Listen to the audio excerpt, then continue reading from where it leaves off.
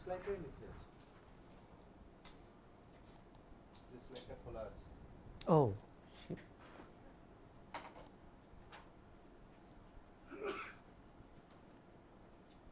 আরো নিচে।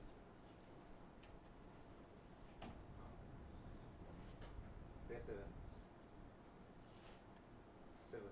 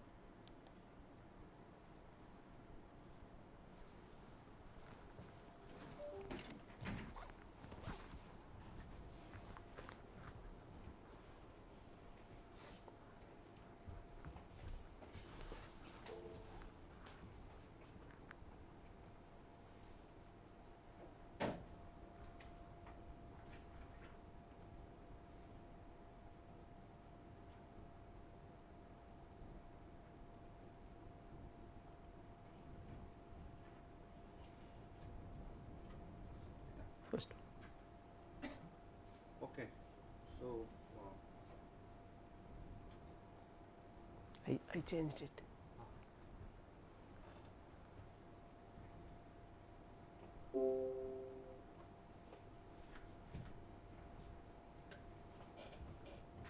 good morning everyone. So we have another exciting day to be progressed. So today we are going to sir will talk about this microarchitecture attacks and then its detection obviously, and also these two famous attacks, Spectre and Meltdown. And finally in the second half, one session will be on trusted execution environment. So looking forward to your talks.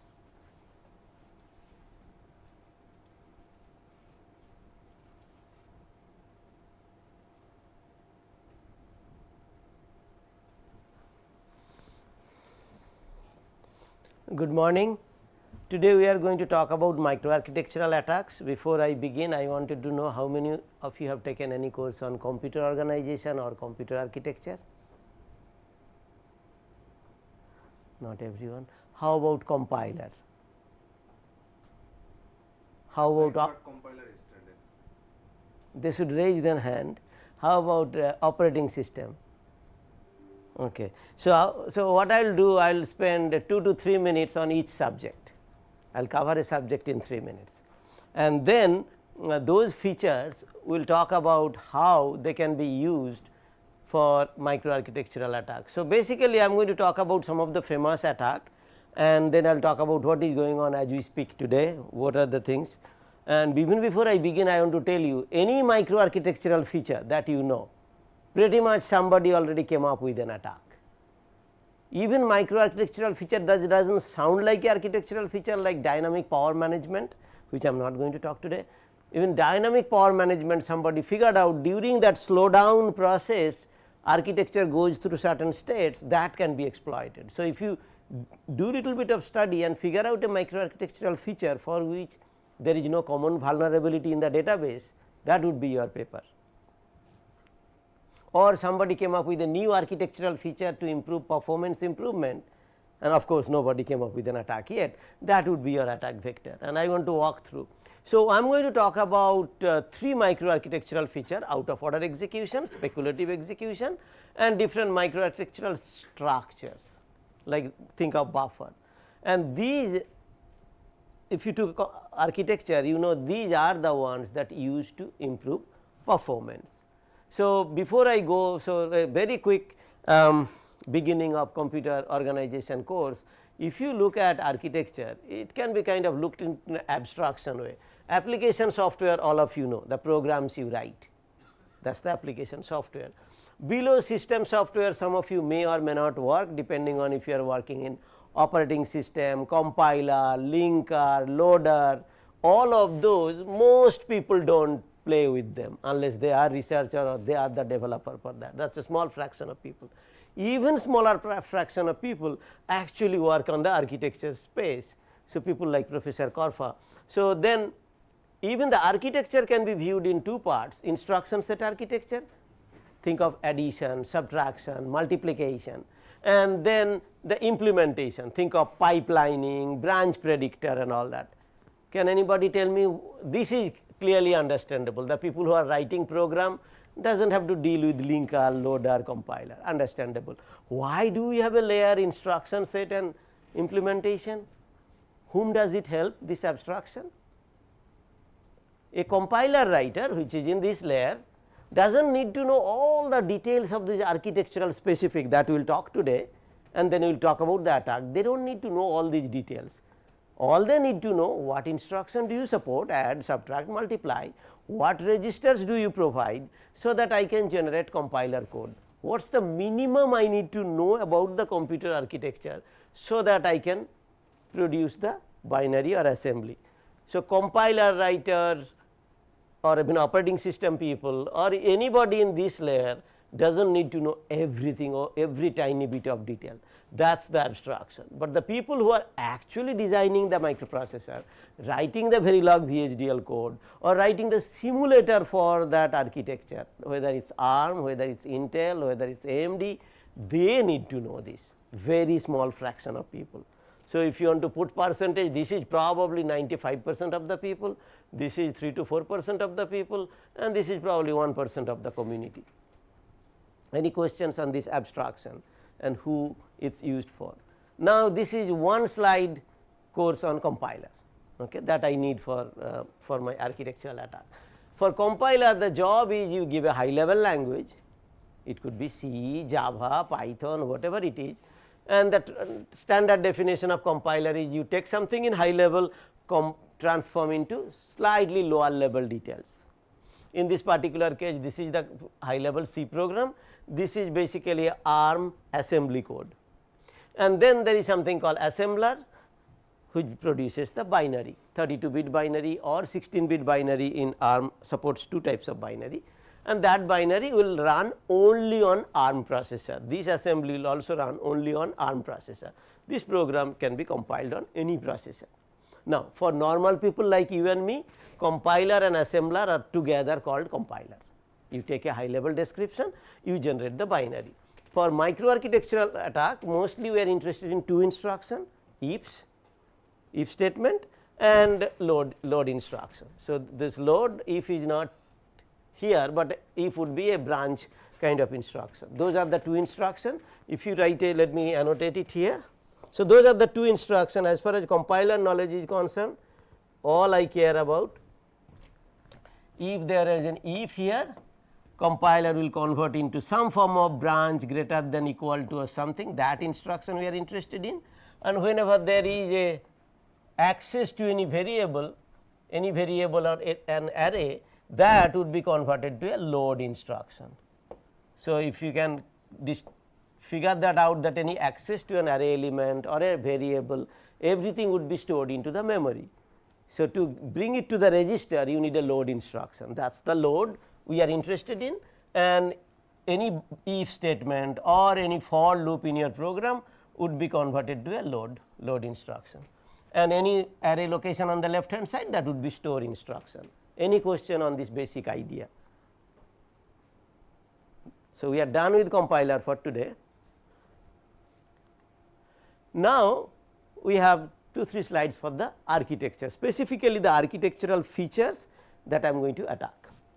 So, when you look at a computer architecture, you have your CPU or a processor which will have a register, then you have a cache, then you have a memory, then you have IO devices. You can think of this is a hard disk, this is a flash drive, whatever it is, right. Now, anybody knows what is the utility of memory? Probably understandable, and when you buy RAM or RAM stick or any extra thing, that is really the main memory, and this is your flash drive. Think of a USB stick, in early days there we used to call it hard disk, which is not popular anymore, but whatever it is, that is basically that one. Anybody knows what is this cache used for? Since some of you have taken the course, yes please. So parts of the program which are most likely to be executed by the CPU are cached into the cache from the memory. So cache is a smaller area that you keep closer to yourself, so that access time is faster. So roughly speaking, if this is a 1 gigahertz processor, typically 1 nanosecond access time means 1 cycle access. So technically speaking, this is also a cache, so we do not call it. So this is roughly less than a nanosecond. You can think of this is about 0.25 nanosecond typical access time. So you can think of this is first level, something smaller you keep closer, so that you can access it faster. Ideally, I would have liked to keep this one closer to me into the integrated circuit, but you remember integrated circuit or the SOC is few millimeter square, right, few millimeter square. So then within that space you cannot accommodate hard disk, and typical size of this disk or the amount of memory, you can see it is 10 gigabyte in the 2 to the power scale, somewhere around 2 to the power 40 to 2 to the power 50, that is kind of the space, and that you cannot accommodate within a tiny area. So that is why you have to keep it far, and further you keep, then it will have a longer access time. How much longer? So main memory is typically 100 cycle in this example, because 100 nanosecond, and this is about 5 million cycle, millions of cycle. So this point is important for my attack, that if something is in the cache, so initially is nothing in the cache, the program is also in the hard disk that you loaded, the stored, and even your data is also in the, if you have any initialization data, your everything is here.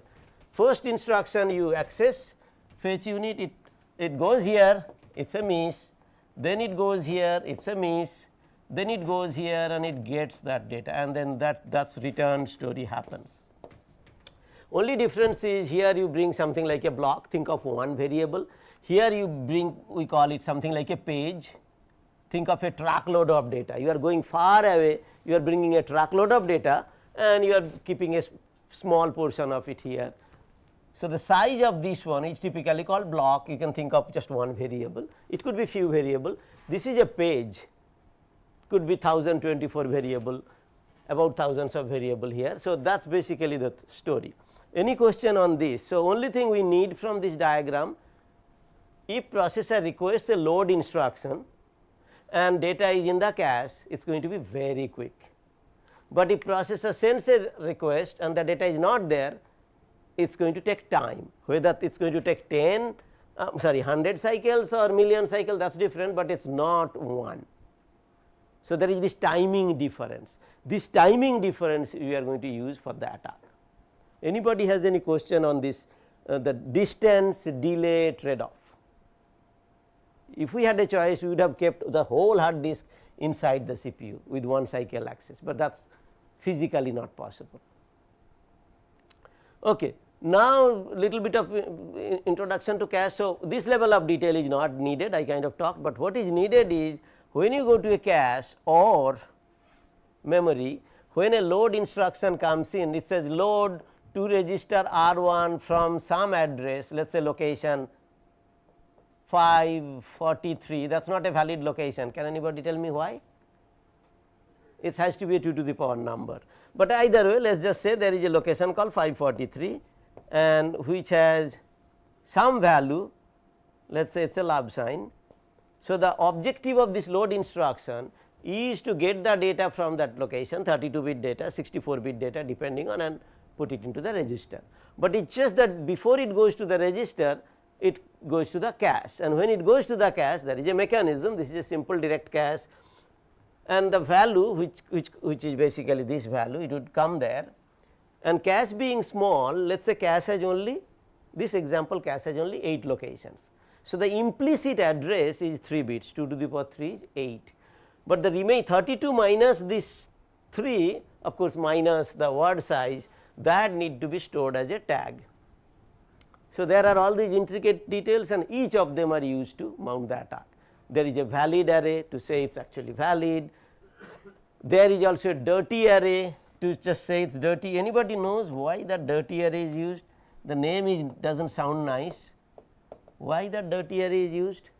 If it is not updated, then it is dirty. Yeah, so basically most of the time processor writes to the cache, they do not want to write it back all the way to the main memory, it takes a lot of time. You write to the cache and the idea is because of this locality we might use it again.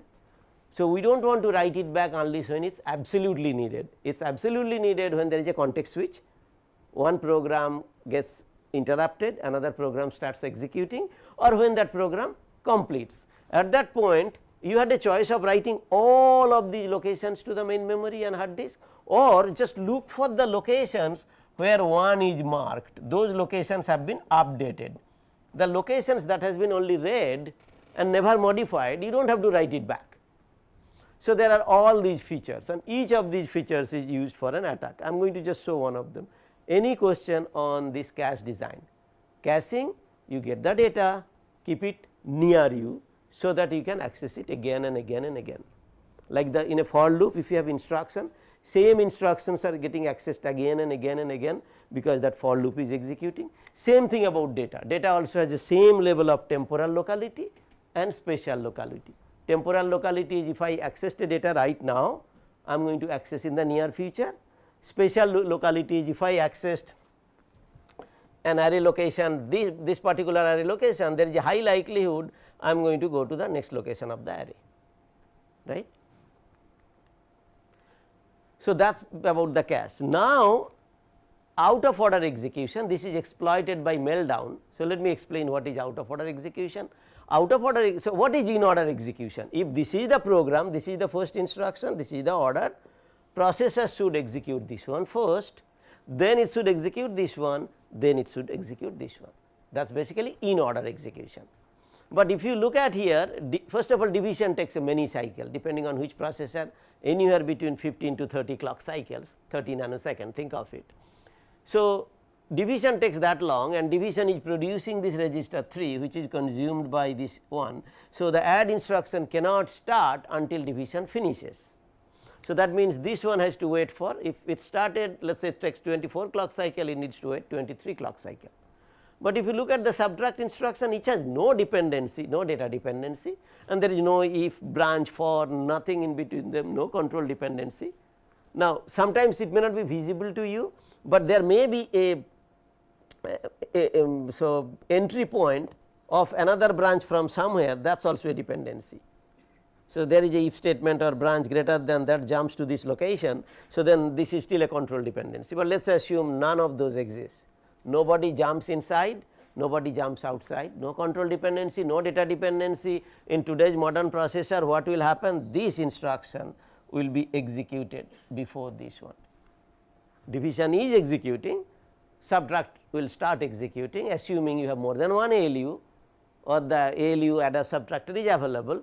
So, that structural, no structural hazard, no data hazard, no control hazard, it starts executing early. This is out of order execution.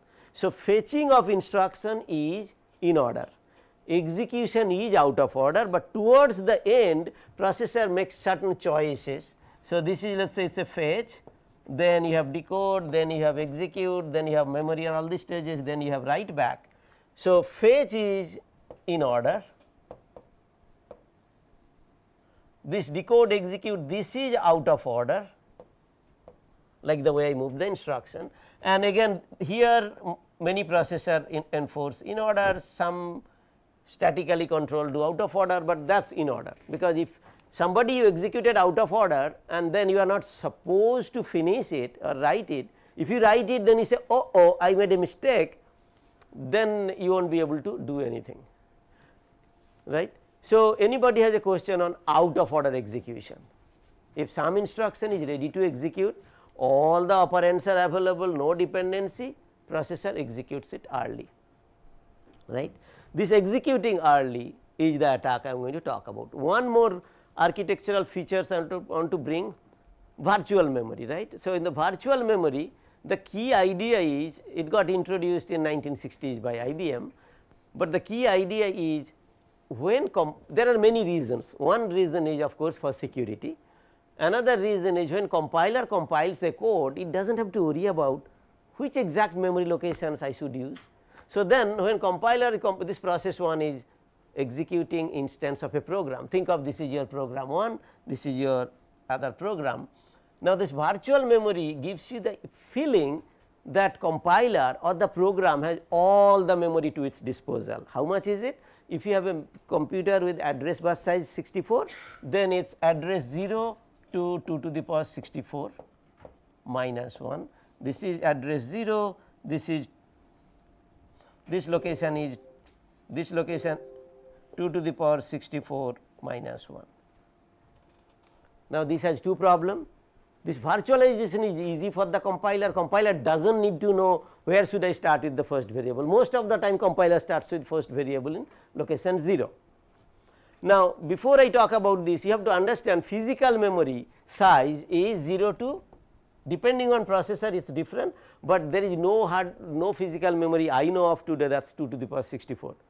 So, most computers have something in the vicinity of 2 to the power 50. 2 to the power 50 minus 1, 2 to the power 52, 54 in that vicinity, right. So, you can see there is a fallacy here. This program thinks I have location 0 to 2 to the power 64 minus 1, everybody thinks exactly the same. Operating system being a program, operating system also thinks I have that. If you add it up, all of these locations, clearly it is larger than that number. Luckily, nobody writes a program or the data does not take that much of space, luckily. That is why all of this space together fits there. No matter what it is, this whole virtual memory or the operating system that I did not introduce the course, it does few things at this point. What it does, this physical memory, it divides into multiple parts. Operating system being the boss, it keeps some privileged area for itself. Let us just for the sake of argument assume 0 to location 9 it keeps for itself. Of course, it keeps much more than that, right. This we call kernel space or operating system space, and all attacks are all about, can I access the kernel space, can I behave like a super user. If I can access super user, then I can do lot of stuff. So, this is the kernel space, and there are many other spaces. Let us just for the simplicity assume there is a kernel space and there is a user space, right.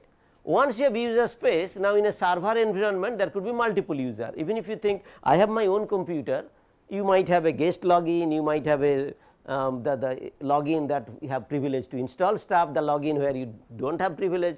So, let us just say there are two users running here, user 1 and let me do this in a bigger screen.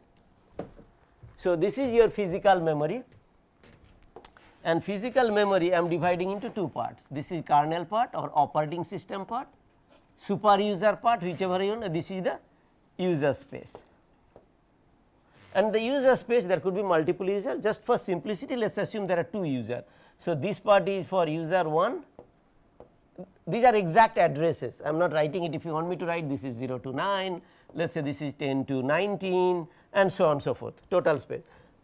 Forget about user 2, let us not talk about user 2, because we are interested, this is you and this is me, let us not talk about me.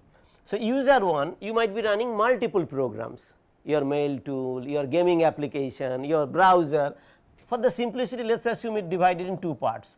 This is your first program, this is your program 1 or process 1, and this is your program 2 or process 2. Let us just say this is your mail running and this is your browser running, right. So, two of them, each of them is further divided into program part and data part. Operating system's job among all the things is to maintain nobody finds things in other people territories. Even if you are user 1, that is you, this is you and this is me, even if it is your program, between two programs, when this program 1 is running, it should not be accessing any location here when it is doing load store. Even the same program, the program memory. So, let us say this is a for or something sitting there or corresponding binary sitting there, that for or any load should not be, that code should not be accessing here, and this data should. How does that happen? Let us say you are doing a Fibonacci series computation and your stack and heap growing, when it keeps growing and growing, it should not cross that line. You are writing to stack and you are calling this recursion, calling and that stack growing and cross that line, operating system will give you a segmentation fault code dumped. When you are doing a load instruction is supposed to access whatever operating system allocated you for this. Now, normally you and I do not pay attention when you run program, how much is it, you can always go in the settings, operating system will say exceeded, process quota exceeded. Let us say you are doing a fork in an infinite loop, it will say, so the number of process it can allow, number of user it can allow, there is always a limit to it, because this is a physical limit. So, all the attacks I am going to talk about is how a program, of course, this program accesses its own data space, that is legitimate, but this program, any load instruction from here should not be accessing anything here. I mean, that is still not treated as a serious problem, your program versus your program. What is treated as a serious problem is this one, or a legitimate attack is this one. In fact, this is still treated as a not so serious attack because it is still in the user space. What is treated as a serious attack is this one, if you can access anything from the kernel space. And what I am going to show, how to access kernel space, how to access this, and the ideas are very simple, trivial. Is this idea clear? That operating system maintains these lines so that nobody crosses the line. Whenever you do a load instruction, operating system does a trap and checks. So, let us say there is a load instruction and you are trying to load to register R1 from something like 0, this is the address and this is let us say R3. So, value of R3 plus 0, let us say this particular value becomes to be 48. It checks is 48 in your data range. If it is not, so basically it checks is 48 greater than the lower bound for your thing and less than equal to the upper bound of your data memory. For that program, what data memory, for that user, that program, it checks that. If it is outside, it is segmentation fault and code dumped. Can anybody tell me segmentation fault code dumped, is it a bad thing or a good thing? How is it good thing? Because it's not allowing for something unauthorized to happen. Right, but you born now, if you born 20-30 years ago, your home directory space is so little, if there is a code dumped, it creates a file called core, you pretty much can't do anything, disk quota exceeded. So, one error will cause another error, right. So, I did not know what the hell is going on. What I did, I always used to have a create file name core and then I do minus write permission on core. So, segmentation code dump will happen, but it will not dump. Later I realized that is a stupidity, because this code dump, the core file is actually operating system took a camera and took the picture of all this snapshot from which program, from which line. If this program was compiled with -g and if you just do gdb core, then it will show you take the pointer exactly to the function which caused the code dump, which function called that function, complete trace of it will give you.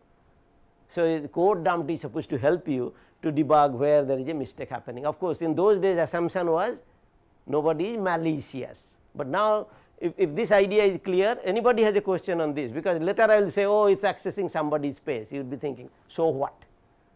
But this is not legitimate. You should not be poking around other people's house, other people's property, other people's privacy. So, this is basically security boundary. Okay. Now, coming back to virtual machine. So, virtual machine is a slightly more complicated idea on top of it. In addition to dealing with this, we also have to deal with the idea that everybody thinks the location 0 belongs to them. So, then there has to be a mapping So, this also during loading time, what operating system takes care in this main memory, whose program would be loaded where. So, then basically when it loads, so that is your starting address, that is your end address. So, then if first time you are loading or running, maybe your address 0 got mapped to some location, I am just making it up 153, but second time you load, that location might be something else, because that location might be occupied by somebody else. So, there are a lot of this complexity, but this virtual memory gives another dimension for attack. Now that we are, so basically this process is trying to access something here, and that should not be allowed, that is basically in a normal circumstances. Now, all of this is fine,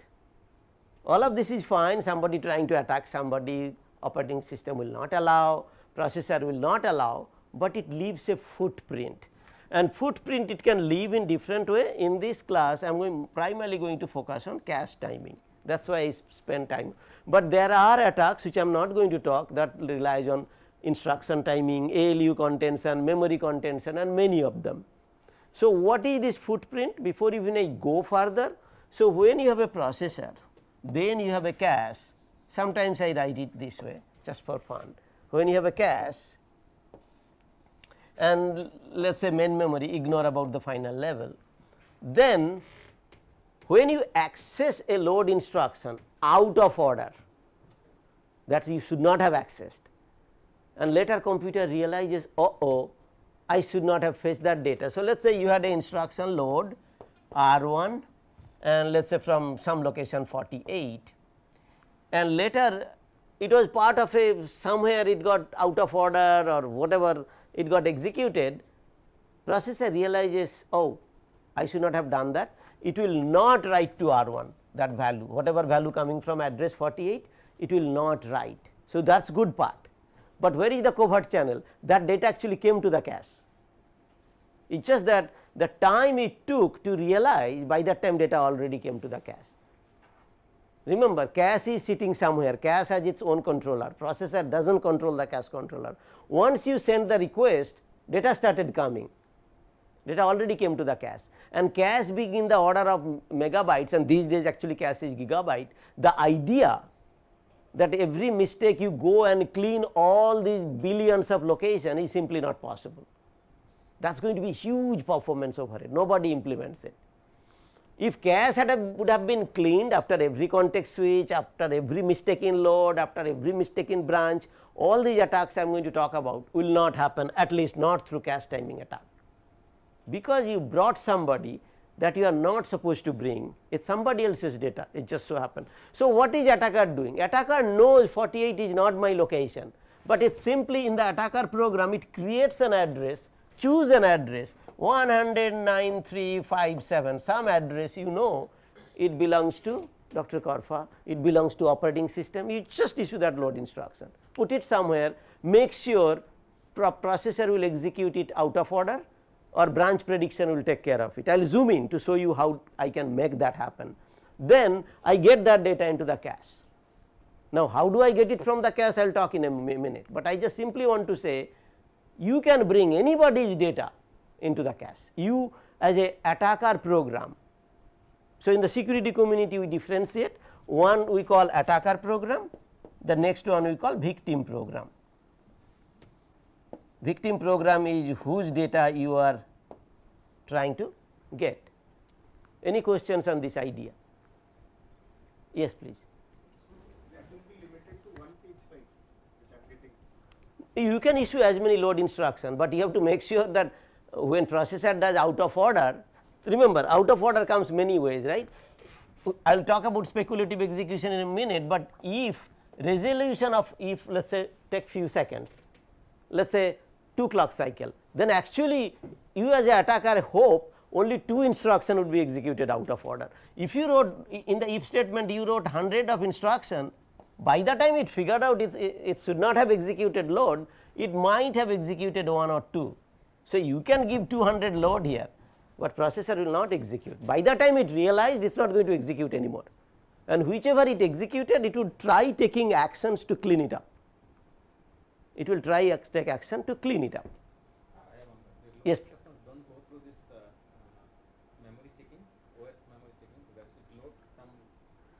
Yeah, so load instruction goes through memory checking, but everybody takes time. By the time they realize it, it's already too late. No, but first it will do checking, then only it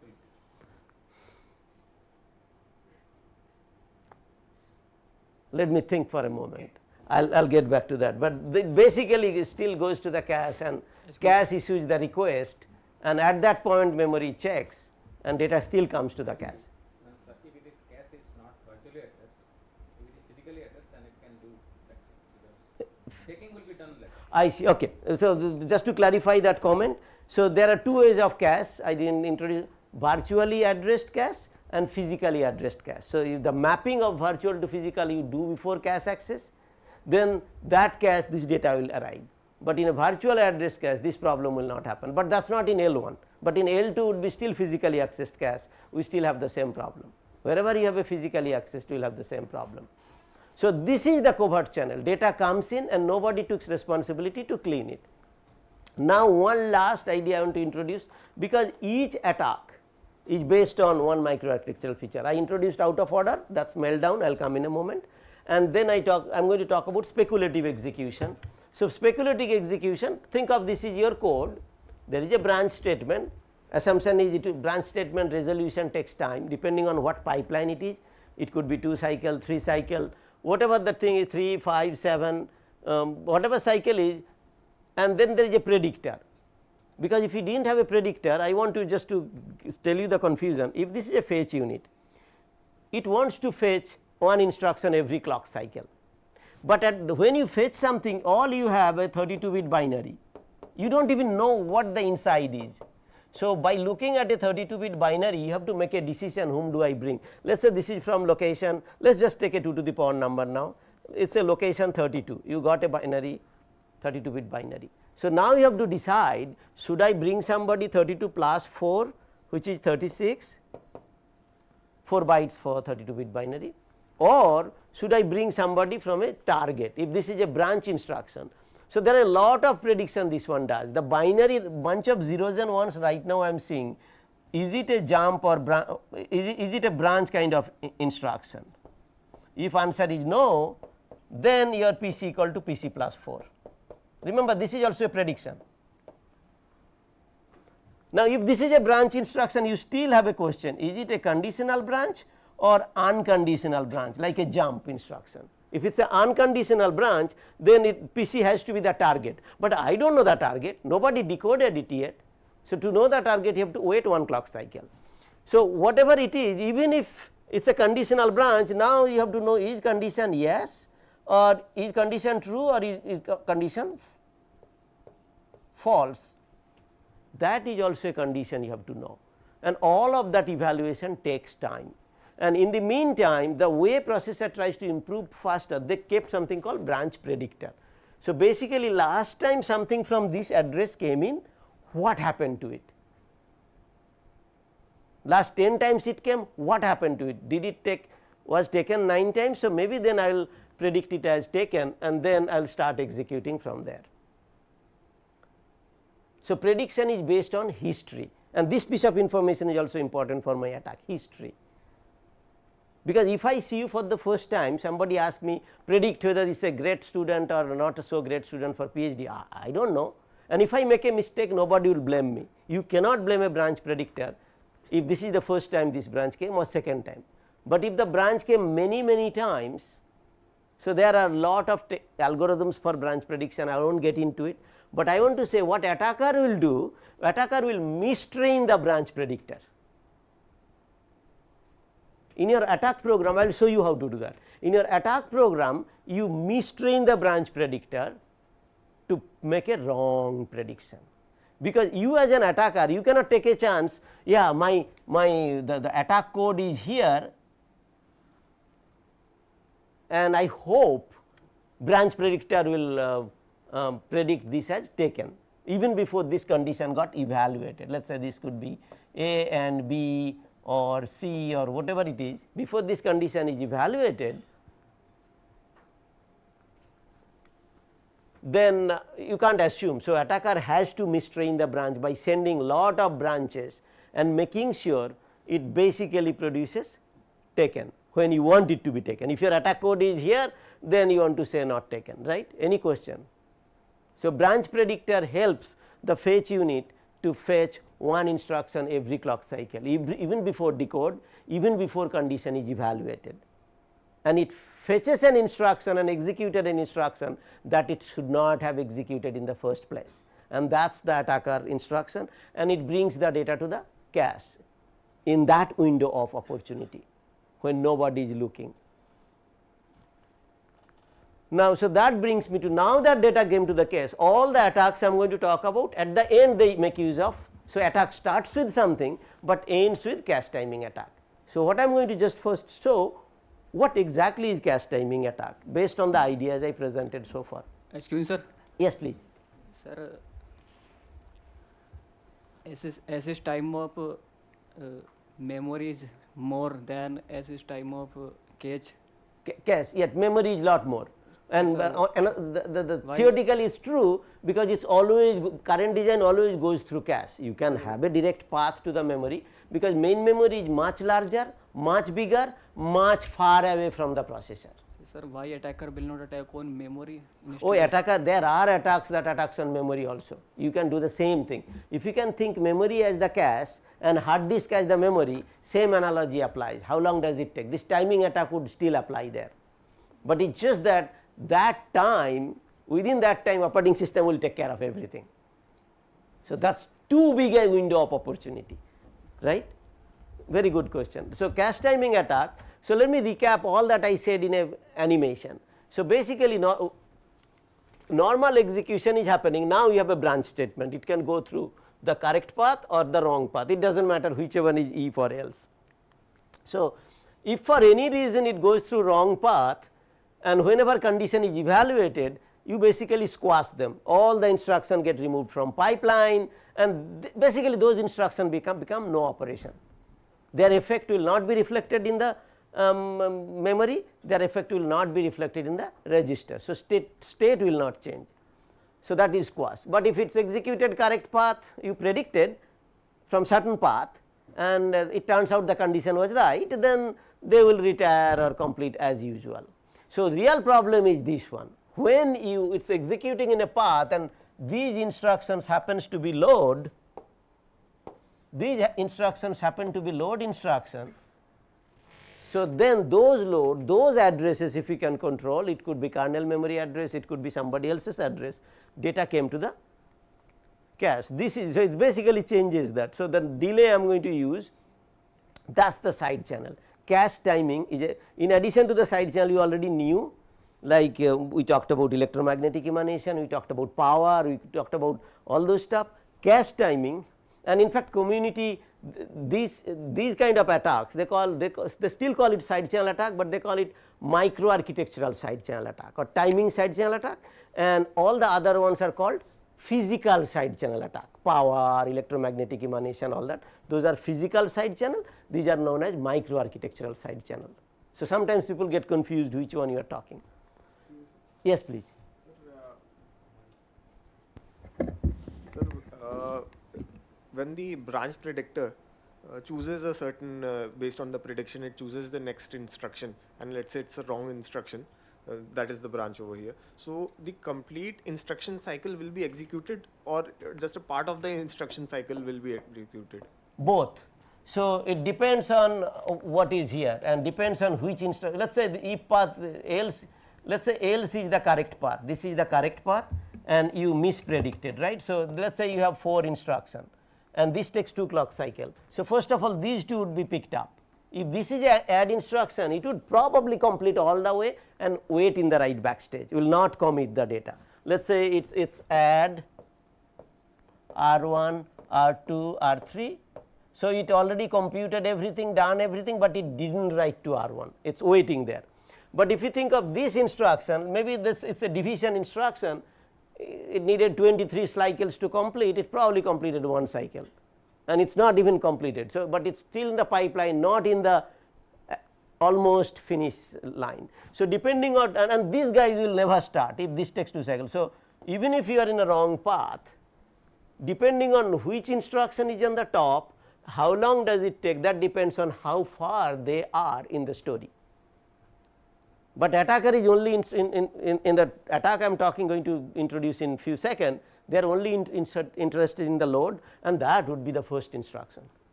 So, it is not just load, it is also which address, it is all carefully crafted. If do I want to steal your areas or his area or her area, it is all decided.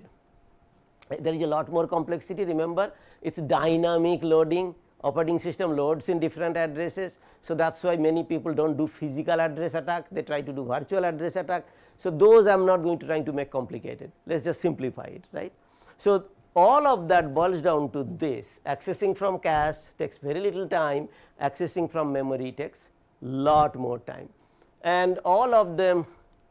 So, before I go there, so when you go to your command line in your Linux system, even Windows I am sure there is equivalent, you type /proc/cpu info, it will show you what are the vulnerabilities and which one is protected or the patch has been installed. So, I am going to highlight some of them, and I am going to introduce all these attack. Meltdown, it basically says it is vulnerable to meltdown. So, this is Intel processor, and then say Spectre, I am going to introduce Spectre. It has many variant, I am going to talk about only one variant, the first one, the easy one, and the hard one is left as a homework. So, the Spectre is vulnerable, and then there is also but then there are many other attacks known in the community, and it does not affect Intel processor. That is what it means. Not affected means we know about this attack, but in this machine that attack will not have a problem. So, and then there is L1TF attack. So, then basically its mitigation is already installed. So, basically mitigation is PT inversion, but virtual machine is still vulnerable. So, you can get all the information on your processor, what are the attacks and whether the vulnerability fix patch is installed. This is for the Intel processor. Similarly, let me show you the for AMD processor. As you will see, AMD processor, many of the things, for example, meltdown, and this one we recently did the attack. So, MDS, that basically utilizes the internal buffers, load buffer, store buffer or the exchange. That AMD, when originally before we did that attack, it basically said it is not affected, and the meltdown is not affected, but Spectre it is affected, and I will talk about mitigation also, and this is also not affected. So, more aggressive the processor is, it is more vulnerable to lot of types of attack. So, before I go any further, what do you think would be the mitigation of any of these attacks, although I did not talk about those attacks yet? Run sequential, run slow, do not get greedy about anything. If you do not have any money, nobody will attack you. More greedy you are, out of order execution, speculative execution, branch prediction, anything you do, dynamic power management, which I am not going to talk about, any architectural change out there to improve power, performance, security, reliability, that is the cause for attack.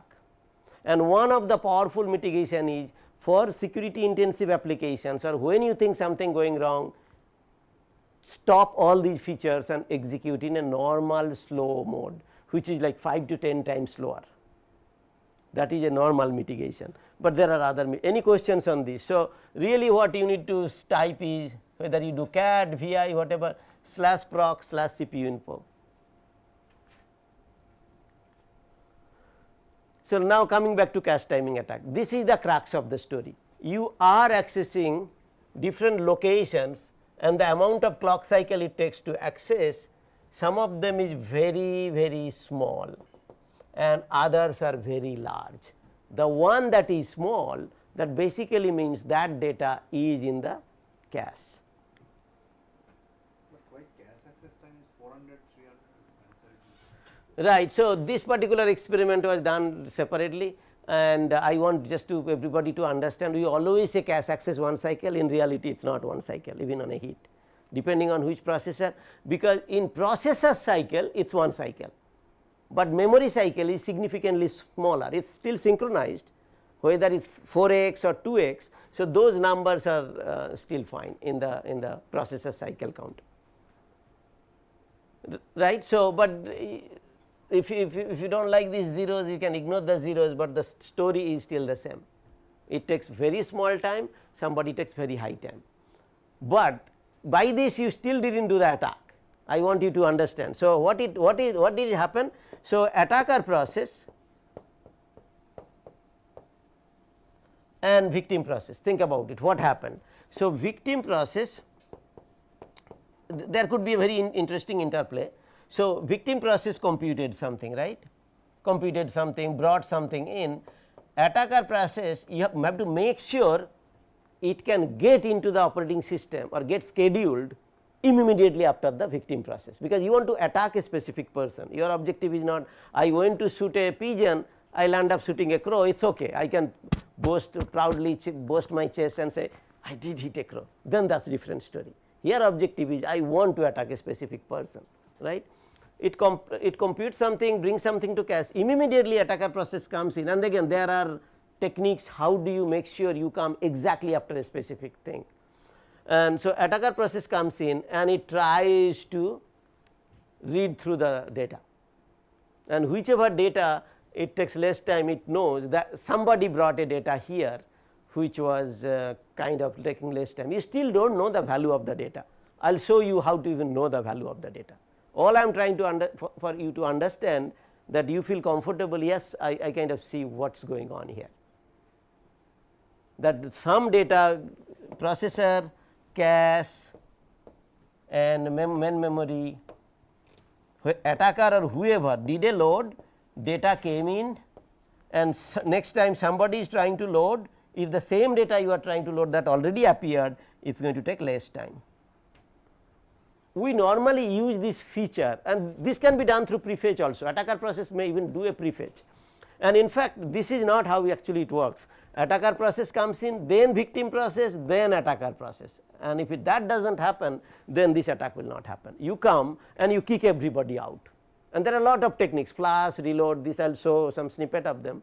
You come and kick everybody out, make sure there is nobody, then let victim do the computation, and then quickly come back and then figure out. So, at least what you figured out by knowing this, what address attacker is accessing, what address, that you figured out. We still did not figure out the data, which is what we are interested in, what is the key, what is the secret, that is what we are trying to figure out, because just saying I can get into your house, that is not good enough. Did I get to your house and steal some gold or diamond, then it is important, right. Otherwise what is the point, I committed a crime, but I did not gain anything out of it, right. So, that I will come, but do any of you have a question that if two addresses, think of this address and this address, because access time is different, you know victim was bringing something to that location. Of course, that is useless if victim was bringing that through speculative execution or something which is thrown away later, then it is useless, right. Now, I am going to explain how do I, once I know the address, how do I know what is the data in there, right. So, there are a lot of techniques used. One yes. In the previous slide, the time taken less is basically it is data is already in cache. If the data is already in the cache, if it is a hit versus miss. The other one is all misses. Other one all misses, and that is enabled by this kind of technique, flash and reload, evict and reload. There are many techniques, I am not going to waste time, but attacker process made a legitimate choice to kick everybody out, or kick only out the ones it plans to bring. It is all well crafted examples, it is not like some random stuff, right. So, there are a lot of techniques, I just showed some of them, but it is very well controlled. Now, I am going to go through two attacks and actually answer the next question. We know some which data was in the cache, but what we do not know, basically maybe let us talk about little bit, then I will come back later and talk about it. Start after this. Okay, let us pause here, we will start the Spectre and Meltdown after the break. Thank you.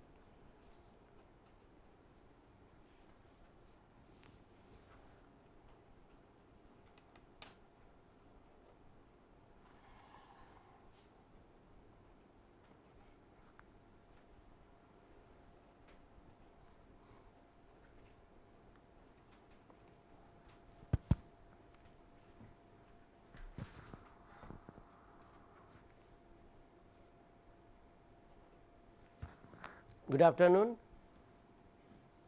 Today we are going to talk about Spectre and meltdown attack, and this is based on the ideas that I talked earlier on speculative execution, out of order execution, that architecture support for faster execution. And in the morning I briefly talked about out of order execution, where the micro architecture or this pipeline allows you to compute instructions out of their order. We also talked about speculative execution, where branch prediction allows us to execute out of order. And although these days pretty much everybody has a logo and presence in the social media, these are the first two attacks which has their own logo. And but these days pretty much every attack coming in, they have their logo, and as you can see meltdown, it's melting wax, and you can see Spectre, and as you can see by just by looking at it, this has something to do with twigs or branches. So, this basically exploits branch prediction, and this one exploits out of order execution.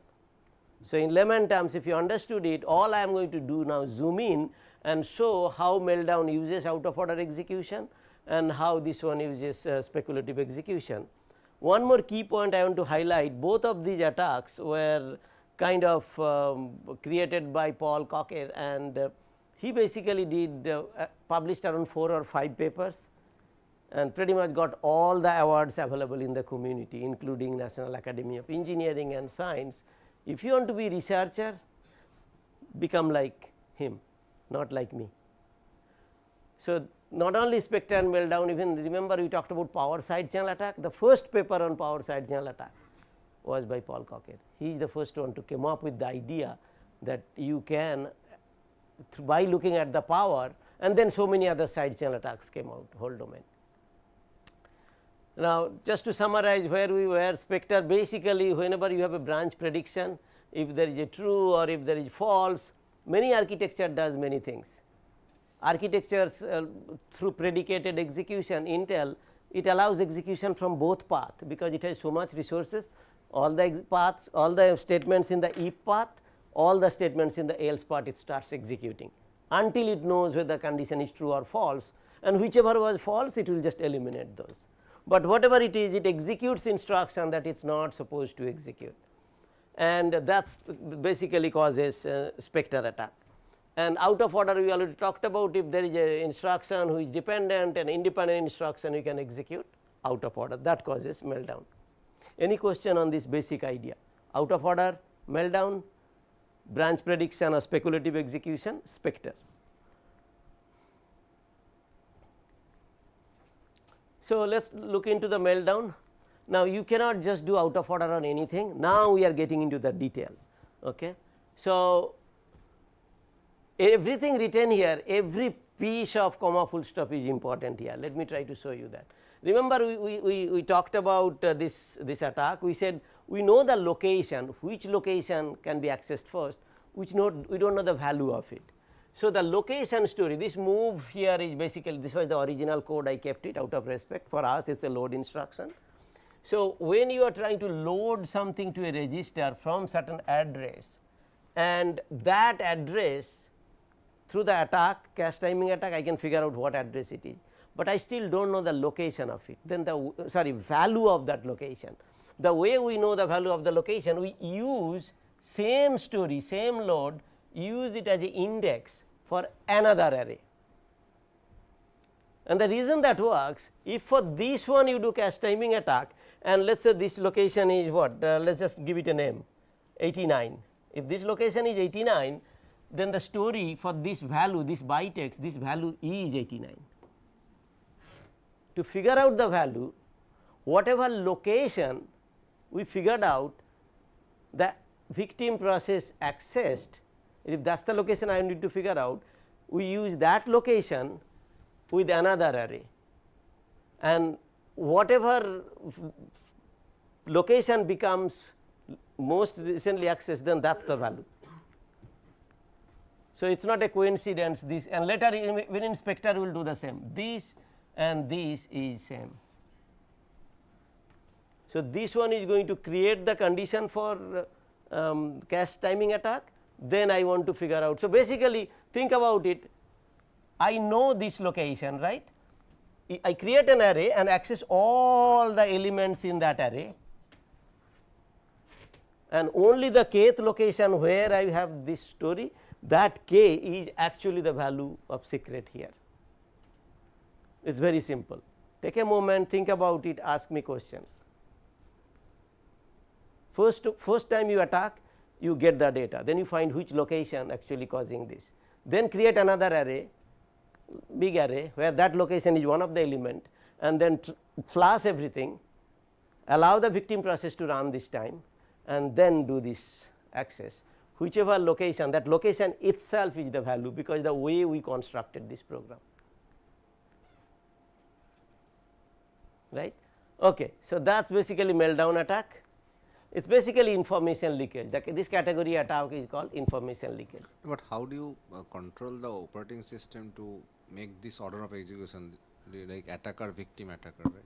So, that we are not discussing today, but there are papers, there is also a vulnerable CVE entry. How do we do placement of, you choose your placement between accesses, how do you make operating system make you place, and in fact most of the time it is trial and error, and if you are not placed, that is fine, you try again, when you get placed then you mount the attack. Yes, please.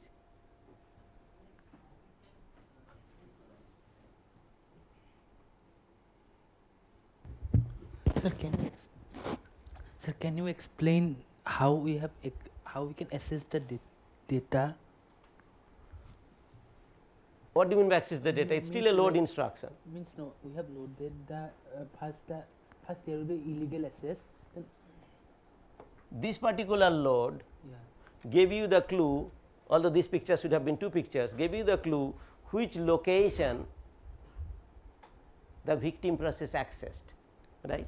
Then this particular load will go create another array with that location. So, let us say this one give you location, I do not know, 40, 50 or something like that, and then in the next one you create an array with more than that location and keep accessing, and whichever location comes in. So, here array is this byte x, here byte is this one, this byte is most recently accessed with this location as input, and that is basically the value of your secret. Play with this code, you will figure out. Now, next one I am going to talk about the Spectre attack, and Spectre attack, as you know, meltdown attack works only on Intel processor, at least the original versions of Intel processor when it came in, but this attack works on Intel AMD and ARM, and this operates on this principle. And the principle is, if you recall, what it is trying to do here, this branch prediction x less than certain size, this is the original code. You have to have a code like this in the victim process. You have to have a code like this. If this code does not exist, then you will not be able to mount the attack. Now, so in the attacker process, what we are trying to do, we are trying to insert a value x. Let us say this array size, I am just making it up, array size is 10, then I want to provide the array size of 40. Now, that has to be carefully chosen.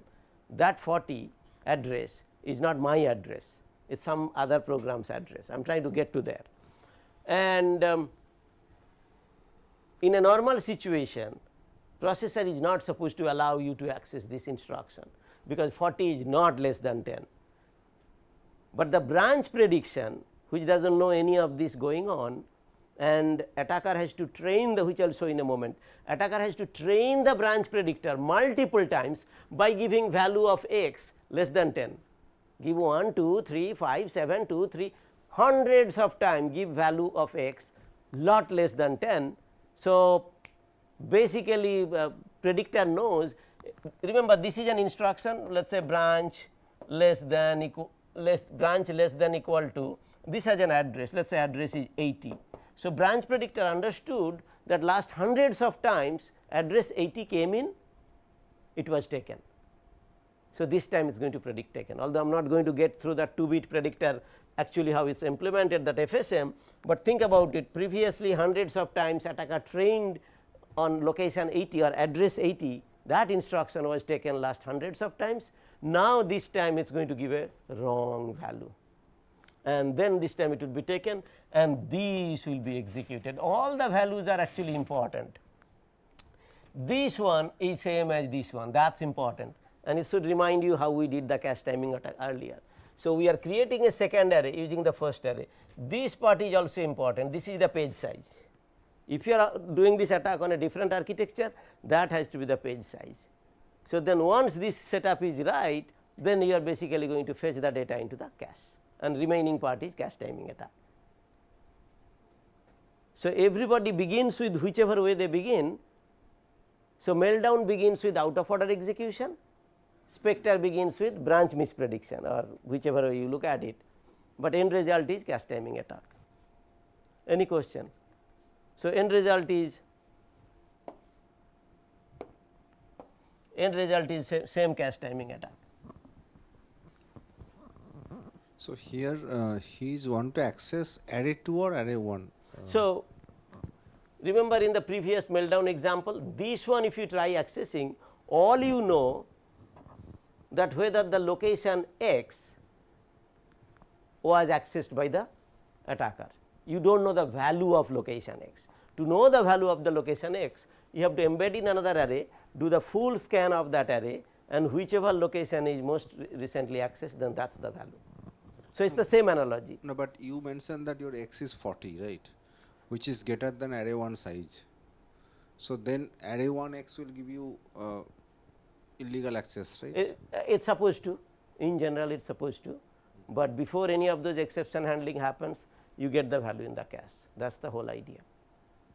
And most of these ideas are basically using this branch misprediction, that is also an exception, array bound, that is also an exception, everything is basically the exception handling takes time, and just use that as a window of opportunity.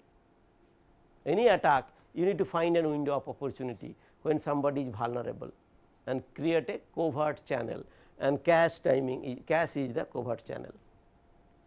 I will zoom in little bit. Now, I want to just highlight Spectre attack is more dangerous than meltdown, because it has lot of wider attack surface. In fact, this is one variant of Spectre. Spectre has many other variants, and there are at least 2 CV entry I have seen.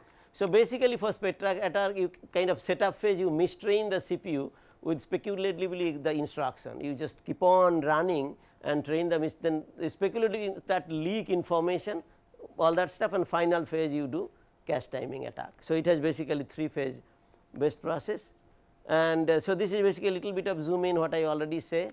So, array 2 is readable by the attacker, and load array 2 and for all will be fast, and so basically again here there is a mix of things people did, prime and probe, evict and load. Remember all the cache timing attack, different exploration people did. So, what mitigation? First mitigation is just disable speculation, disable the out of order execution, but that is going to have really high performance impact. And then there are kind of compiler initiatives that basically looks at what are the sensitive execution path, and at least can you do halt speculation on the sensitive execution path. And then there are also, whenever there is a branch prediction, branch predictor table, flash it on context switch, because if you kind of do that, then this train does not think. So, if you can flash everybody starting with the cache, all these problem goes away, just flash.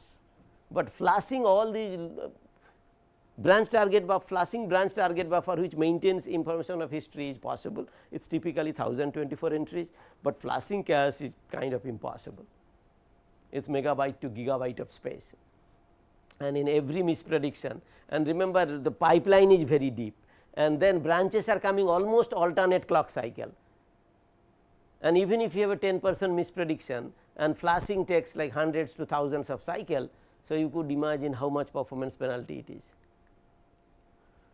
So, that is about Spectre and meltdown. Now, I am going to introduce another attack which is basically absolutely different from Spectre and meltdown. It is called microarchitectural data sampling attack. The idea is there are so many structures in the architecture, load buffer, store buffer. How do we basically use those buffers, or how do you misuse those buffers and their accesses to mount the attack? And for this basically, as I said, the attacks that have been published, people showed how do you attack the load buffer, how do you attack the translation look aside buffer. Recall we talked about virtual memory and mapping from virtual address to physical address. That is where all these mappings are kept, translation look aside buffer, then store buffer. And if you look at just the AMD processor, you will have load queue, store queue, the commit queue, and there are all these buffers and units. Those buffer, how do you utilize or exploit to mount an attack. So, let me just do the animation, so that you kind of see how do we do attack on AMD thing. So, basically you load, you want to load an address, all attack starts with load. You load an address, of course, the address we are trying to go after where there is a secret, otherwise who cares about that address. That could be key or anything that you are interested in, and that is not your space, that is not your user space, somebody else's space.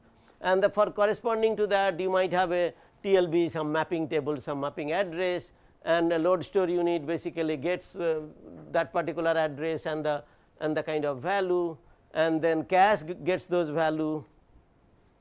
And so this blue color is basically the victim, this brown / maroon color is basically attacker. I am just trying to show now the attacker needs to come in, attacker need to flush the cache, and attacker flush the cache, cache is clean, and at that point attacker load the address, and then attacker basically got that a TLB hit, that page has already been brought to main memory, not in the cache, but it is in the main memory.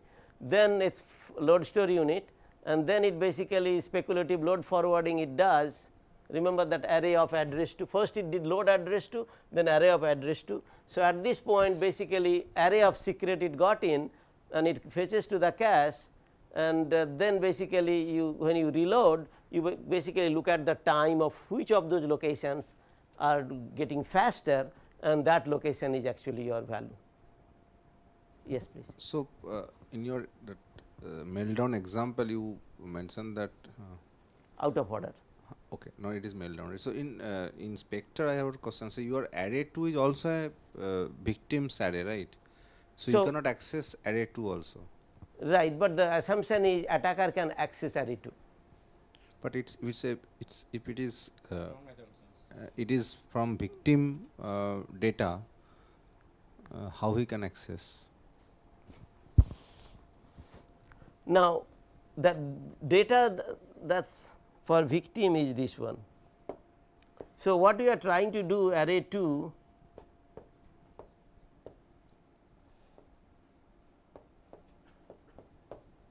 so, array 2 this particular address, right, there are two ways to look at it. One assumption is this array 2 is in the no, array 2 has to be in the other person space, but because of speculative execution that data comes in, otherwise this data will never come in. Program, you should not put array 2 in the code, it will be something else. Yeah, it could be any name, but the key idea is wherever you are trying to look, this name has to be same, whatever first load you issued. So, that understood, but array 2 may be attacker data only, he just want to access with that particular that data, yeah, that data like and this address, but the still catch is array 2 is in attacker space, but array 2 this location is you not get in the from attacker yeah. space, out of bound space basically. So, then even in here basically when you kind of mount the attack, you are able to find. So, as you can see all the attack, I will show one more attack actually, you will see all of them one thing in common, create some exception, create an window of opportunity, bring the data to the cache, and then do the cache timing attack. Because I am using cache timing attack as the side channel, there are, as I said, there are other side channels even microarchitectural family. Now, how do you mitigate? So, there is an instruction called lfence. So, lfence basically selectively cleans, you can think of layman terms, selectively cleans some of the locations, for example, translation look aside buffer, store buffer, and so on and so forth. So, then if you do lfence, wherever we are able to find this access time, lower access time, that thing does not happen in once you do the lfence, because it is clean that stuff, some of the stuff it cleans, some cache controller and all that, but it is a huge overhead, and also there is the understanding of where do we put lfence, right. Sometimes people say, oh, between after every load, but after every load you put in, Of course, idea if you put after attacker's load, that would be nice, but why would attacker put a elfence instruction there, right. So, in the victim space, if you kind of put a elfence there, I mean victim does not know anything. If I am loading some data, so it's sometimes it's kind of tricky, but typical idea is anytime there is a load or speculative load, then you kind of do elfence. So, then some people will say, why do you do speculative load in the first place, just do not even do it. So, either way elfence is actually the solution for Spectre, meltdown, anything that ends with cache timing attack. Elfence basically solves those. Now, I am going to talk about a recent one just to show you something funny. We talked about assertions, right. So, we introduced the idea of adversarial assertions. If assertions exist, remember I said any microarchitectural feature you have seen, for everything attack is possible. I looked at that spectrum and I saw assertions, nobody did any attack. And let us come up with a name adversarial assertion, and in fact, my next paper name itself is adversarial assertion. So, the key idea is the same, we are using exactly same, and in the attack community they are called as gadget, microarchitectural gadget, and that gadget basically in the victim process will have assertions, right. Now, it is kind of a little tricky that and those assertion and there is some secret. Objective is I kind of want to have access to that secret through the attack. Now, when victim process inserts the assertions, assertions create vulnerability, right. That was my first objective when I introduced this idea, and assertion is nothing but a if statement. I want you to understand, it is nothing but a if statement, and if it is an if statement, then n missing. If it is an if statement, then basically the branch predictor, same mistraining, same Spectre attack I can do. Assertion, when it fails, if I as an attacker somehow make this assertion fail victim process, or I have to wait when it fails, that creates an exception, handling of that exception when it fails, then that I can use the exception delay. But no matter whether through branch prediction or branch misprediction or exception delay, I create speculative execution, I can do timing attack. When I thought about it, then I thought it is exactly same as Spectre attack. Then I ran through basically the spec fuzz. So, this is one of the tool that basically runs through your design, and I talked about different testing technique, and fuzzing is one of those technique. It is in a way you can think about it is a random test pattern you run and check, but only difference with normal testing is it remembers what happened in the past. First you ran 100 test cases, what happened? It maintains a history of success and failure, that is the community of fuzzing, but in layman terms it is basically run lot of random tests, but it is just that you remember what happened. So, then you guide it in a right manner. In normal testing based validation framework you do not remember anything. But anyway, so we ran this spec fuzz, it could not detect because it did not know assertion could be a problem, it is just legitimate instructions.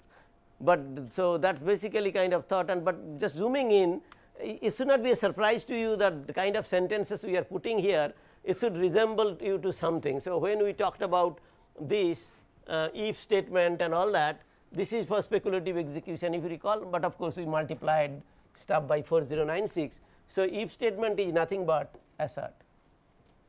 We can kind of do an assert on buffer size, we can do that, and corresponding code if you look at it is pretty much kind of similar, slightly different.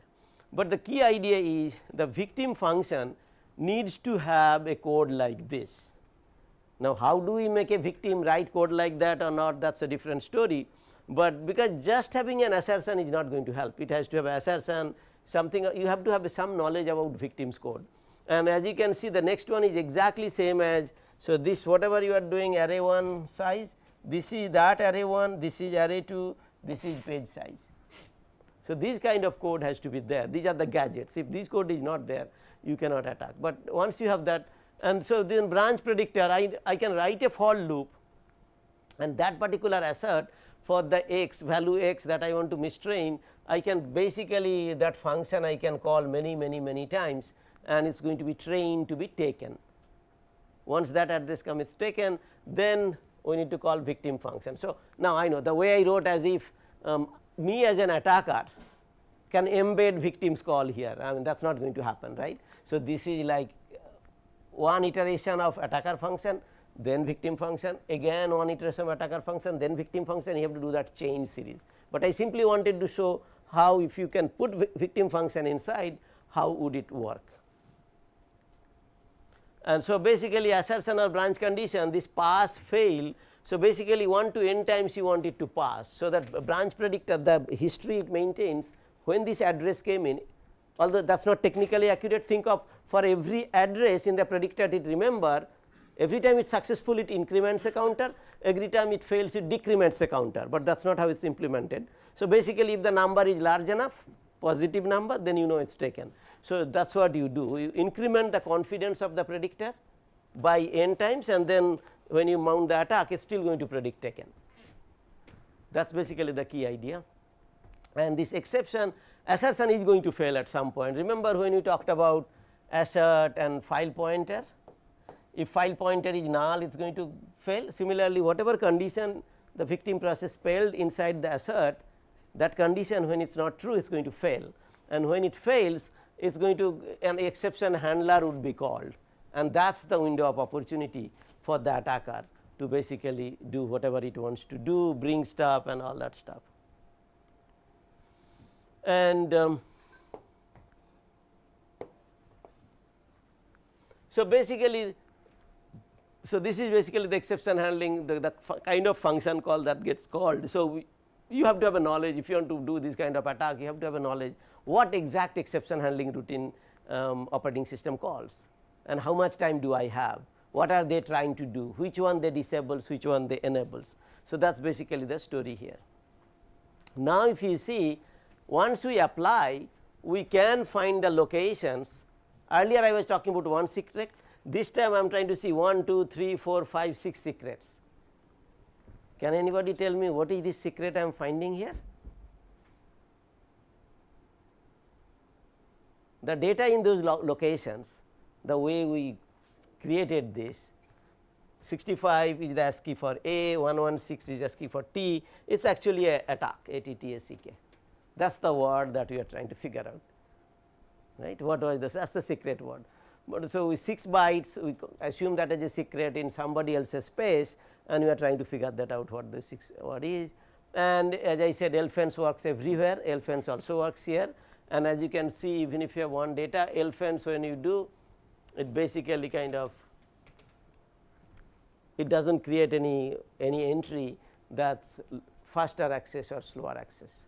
Any question on adversarial assertion? So, the way I chose all of those, so that you kind of see its starting point is same, end pointing same, key idea is exactly same. Bring the secret or the location or the value from some location, you are not privileged, you are not allowed, not your location, into the cache, followed by mount a cache timing attack.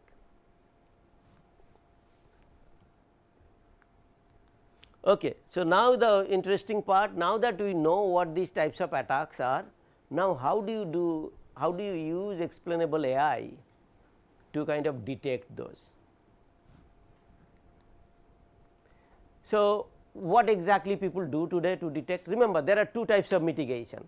One mitigation is my favorite mitigation is empty the cache, context switch, anything goes wrong just go and clean the cache, or if possible just shut down, restart, whatever it is. But these kind of mitigations are kind of performance degradation, huge performance degradation, 2x, 5x, 10x is performance degradation. And of course, this mitigation also kind of includes the disable everything, speculative execution, out of order, branch predictor, disable everything. If you disable branch predictor, then every instruction you have to wait. How much you have to wait? That depends. Every instruction you have to wait at least for one cycle for the decode to realize it is not a branch. If it is a branch, you have to wait longer. If it is unconditional, then target you know after decode. If it is a conditional, you have to wait at least one more cycle for execution, you need to figure out the condition. If it takes longer, you have to wait. So, you have to wait at least one cycle, maybe 2, maybe 3, or depending on the size of the pipeline after every fetch. So, you cannot fetch an instruction every cycle if you want to disable branch prediction. So, everybody you want to so if you have to wait at least one cycle every time, that is a slowdown of half. If it was operating at a gigahertz, now it is operating at 500 megahertz. effectively. So, mitigation is one approach, then another is the detection approach. We will use whatever is running, but we want to detect if the attack going on, and if attack is going on we want to basically stop it, pause it, whatever you want to do. If attack is not going on, then fine, everything goes as usual. This is same as the virus detection, we have talked about malware detection. Remember Spectre, Meltdown, these are actually programs. You can view them as malware, but technically that is not how it works, right. It is not the software is doing all the stuff, it making use of architectural features. So, there are many ways of solving this hardware performance counter, machine learning. As I will show you, there is a high false positive rate, and high false positive rate basically many times it is going to detect a legitimate execution as a Spectre attack or Meltdown attack, for example. So, just to kind of motivate, let me go back to what we already discussed earlier. So, when you run a machine learning tool, this is pretty much what it does. In this example I simplified it to 3 features, 3 of the good features: branch miss rate, and it should not be a surprise to you why branch miss rate came up one of the top features, because speculative execution rely on branches. So, it has to be something about branches. Then lower level cache misses, cache timing attack or bringing to cache is the issue. So, cache accesses and cache misses, those are the features. Now, anybody remembers where these features comes from? Every processor comes with hundreds or 200s of performance counter, where it computes and maintains what is going on. If you executed a program for 1 million cycle, you can know how many of them are add instruction, whatever question you want to ask, pretty much they maintained all of them or most of them. How many branch instruction, how many of the branch mispredicted, up to that point. Up to that point, you can stop anywhere, you can start anywhere, you can reset anywhere, you can restart anywhere. Many of the compiler researchers, what they do, so many of the compiler researchers, the code basically wherever they kind of put those accesses, they might reset the performance counter when they feel like, then they have some code and then they just said okay, count the number of cache misses, the cache misses, that counter it basically prints. So, then if you print that, for example, every for loop you are printing, what you want to do with it is different, but I am saying if you want you can print. Only catch is you cannot run this program in normal mode.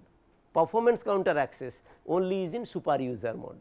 Even this detection I am talking about, this has to be in super user mode. You are running in your company server, you will not have super user mode.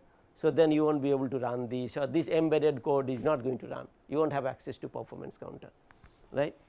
I mean some of the system things you can do even in this mode, like you can get the time function call and few other stuff, but when you want to do any of the hardware performance counter, that access, that is one thing. Second thing is if you put too many of them there, then it is going to slow down your program execution.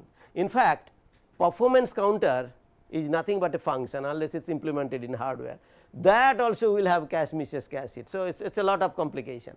Now, can anybody tell me why am I talking about embedding, give me number of cache misses, give me number of cache accesses and how to embed, why am I talking about it? Because for, yes please, to train the AI model, because for machine learning to work, for a legitimate program you need to embed, get the data and tell the AI for this program the data I am giving you, that is a good program. This program the data I am giving you, that is a Spectre attack, known Spectre attack. So, you want to train the program, right. Let me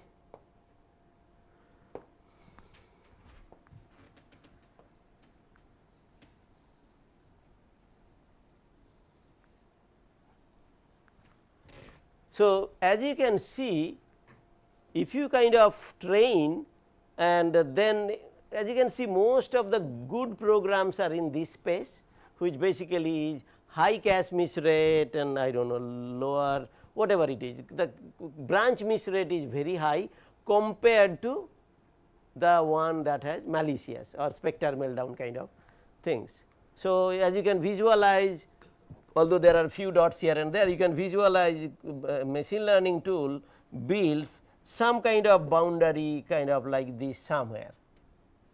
Next time you run another code machine learning tool by looking at these 3 parameters try to see where you are. Let me just plot it, some number somewhere. Let us say if the number is coming here, then you know it is kind of malware.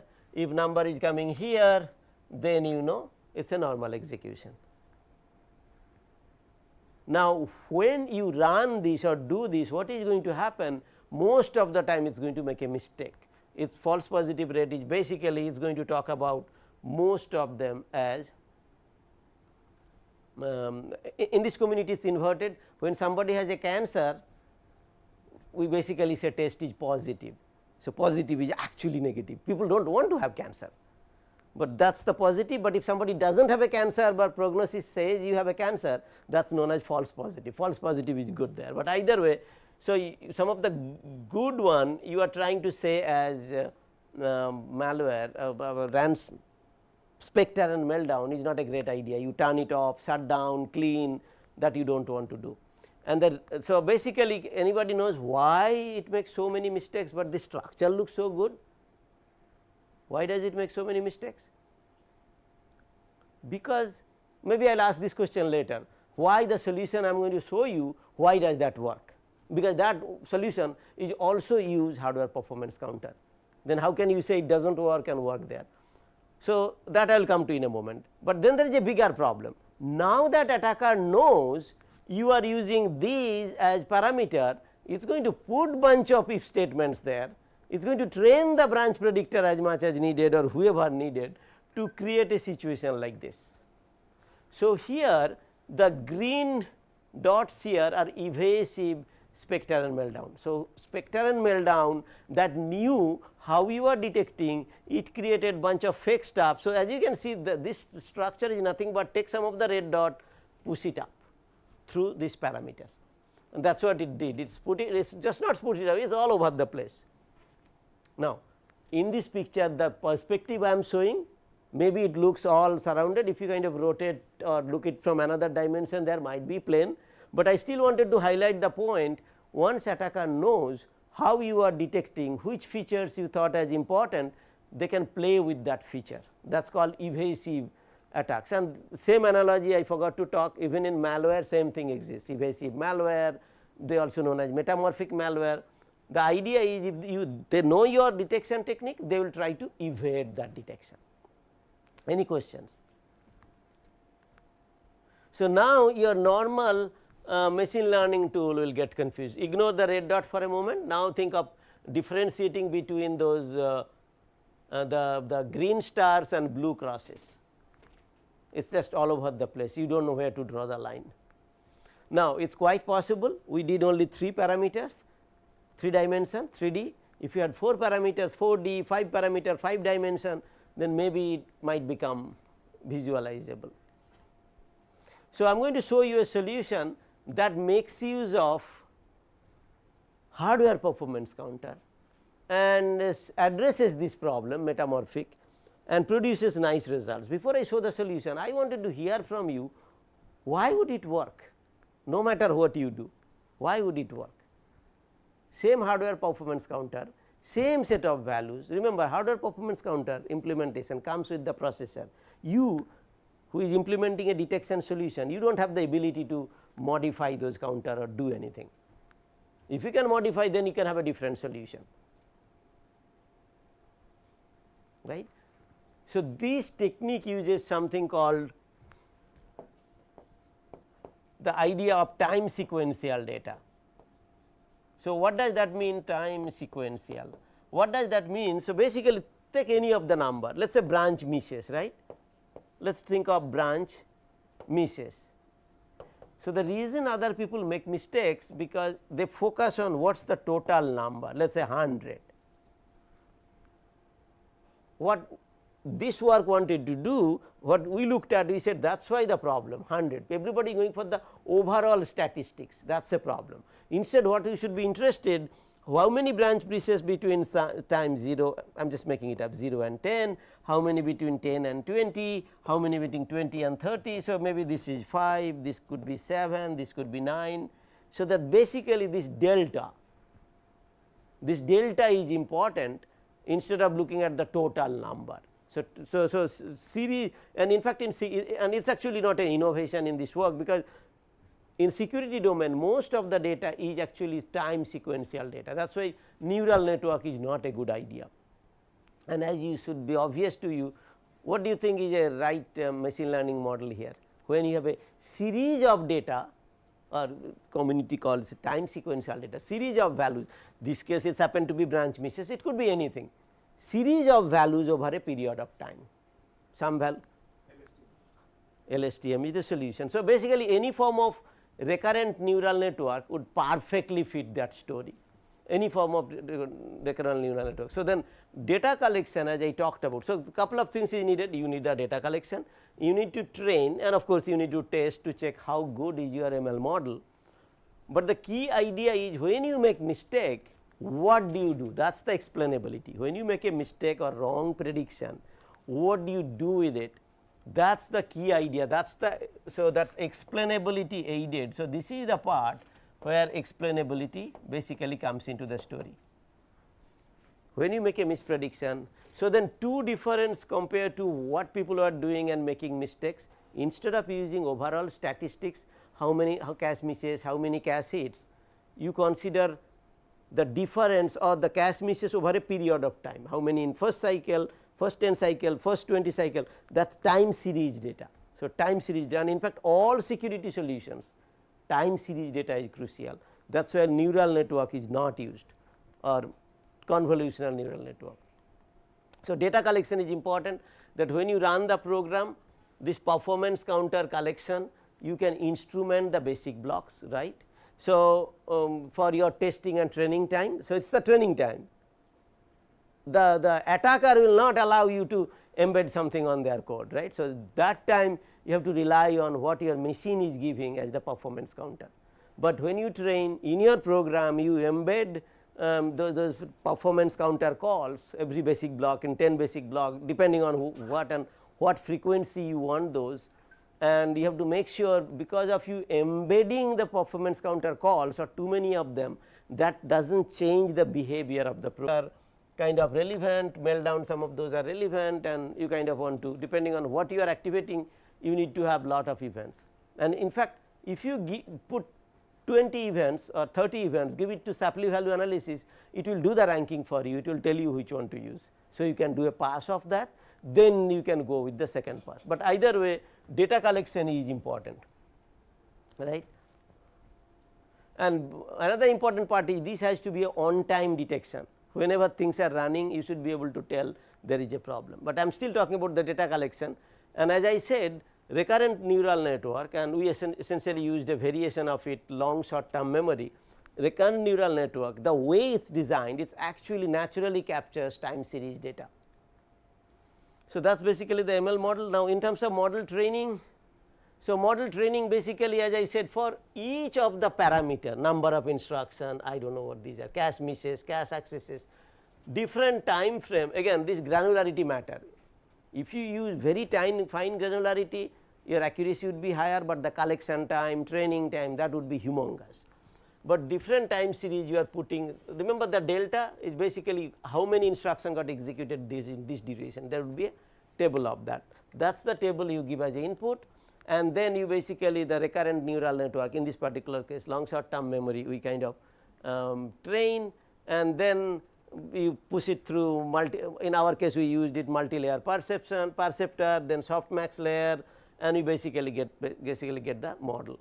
And this particular case we use gradient descent at the end, and you do this until convergence, the typical machine learning stuff. This is the exact code, and again this work was like few years ago. Today with the newer PyTorch library you will be able to do even better, there are even better functions. But nonetheless this is the idea, and this is also important, which was not in the previous picture, because you have to kind of do the gradient. Remember we did gradient descent even in other optimization problem, you kind of do gradient descent, get to the point where it kind of converges, and then your model is. So, the key idea is in the gradient, this in the ML community it is a loss, for us it is making less and less mistakes. is giving more and more accurate results through the steps. If it start giving more and more errors, then you are not going in a right direction. So, once we have data collection model training, now the question is, of course, this part I did not spend time earlier. If you ignore explainability for a moment, most of the other machine learning applications, once you do this, people do not mind how long you take, people do not mind, they will not ask you a question.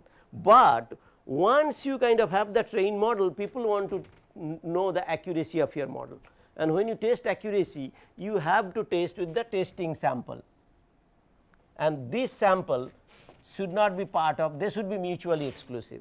As a researcher, what we do, whatever data we collected, we typically do, my group we do 80-20, people do another. So, you kind of collected some data for 100 whatever randomly, whatever you did, 80% of the data you use for training, 20% of the data you keep. You do not expose to this one, and you test on this one. That is basically how people do.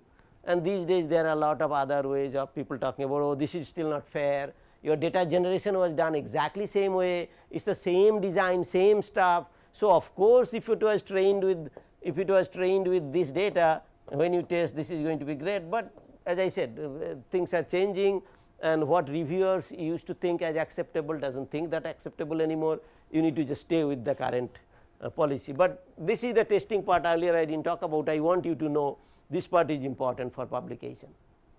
You keep certain part of the data, you test it and talk about the accuracy you print on this one. Of course, this one will have 100% accuracy, this better be 100%, because you do it gradient descent and it converges, that basically means this is supposed to be 100%, nobody cares about that number. Now, I am going to talk about, now that you have the ML model, whatever it is, the LSTM, whatever the structure, think of that curve or slope it has created. Now, it made few mistakes, right, it made few mistakes. How do I fix those mistakes? The result it provided, how do I interpret those, and what do I do about it? So, this one I am talking about the explainable. Last time I spent lot of time on Shapley value analysis. This time I am going to use this part, this story, for another explainable AI model, which I briefly introduced, called model distillation. So, I am going to show you in model distillation. So, model distillation in layman terms, you have the original model and then you have a distilled model. So, basically they work together to give the prediction. Now, distilled model may not be physically separate model, or it may be same, it could be merged, but whatever it is, that is the idea. Let us look into what do we do that. So, this is again just recap what is explainable machine learning for model distillation. So, you still have the original model. So far we basically trained this one. Now, this distilled model, based on the mistakes we kind of did, we are going to do retraining. Of course, retraining is going to change a little bit of the original model, but distilled model is going to try to capture more to figure out who is most influential. Now, so result interpretation, I am going to skip all these things. The basic idea is whatever data it produced. So, explainability gives you something like Shapley value analysis, model distillation also gives you a value depending on what feature you used for specific. So, when it gives a value, here we see clock cycle 4, something is important. Now, this is also important for debugging, and in fact, the way if you do this as a feature vector, this is the value you get. If you use register or variable values, I am just making it up, let us say this value is also high, there would be a list of values, let us say this value is also high, then you know something is happening in register 3 content at time step clock 4, right. What do you want to do with that is different, but that basically helps you in kind of doing. And then when you this particular example, what we looked at, because if you ignore explainability for a moment, let us think about how do people do when they made a mistake, what do they do? When they made a mistake, anybody knows, non-explainable AI, how do people take care of it? During training time. During training time they made a mistake, they found a mistake, or during testing time, forget about training, during testing time they found a mistake, what do they do? One of the cat came as a dog, what do they do? Retrain with what? Remember, input is cat and dog pictures. What do I retrain with? More of that kind of result. More of the kind of pictures where it made mistakes. and this is known as adversarial samples. Although the word adversary, there is no attacker sitting there, it is just that wherever I made a mistake, a cat for some feature look like a dog, it made a mistake. So, that kind of picture you train, you kind of retrain. Now, how many, what, how do you get adversarial samples? That is the difficult proposition, and in fact, in this particular case all I am going to tell you that how do we compose those adversarial sample by using explainability. So, if explainability is not there, you basically one picture it made a mistake, you just try to push so many of them, you keep running, you just try to push those lot of those type of picture. So, it is kind of an ad hoc process. In explainability, in this particular example, we kind of tried something like this that worked called data augmentation. So, basically first of all remember machine learning told us it is an evasive sample, right, and then or wherever it made mistakes. So, basically in that evasive sample, these are, think of these are the basic blocks on that code, that Spectre, Meltdown, whatever code. These white boxes are basic blocks, think of basic block, although there is a standard definition, bunch of instruction, no if coming in, no control going out, no control coming in. So, that those instructions. So, those blocks that are not relevant for the attack, some normal stuff, but these red ones are actually contributing to the stuff that eventually somebody will use as a cache timing attack. So, those are the important one in a evasive sample, and here is the original sample, and even these are not important, these white ones, but these ones are important in the original sample, something distinguishing.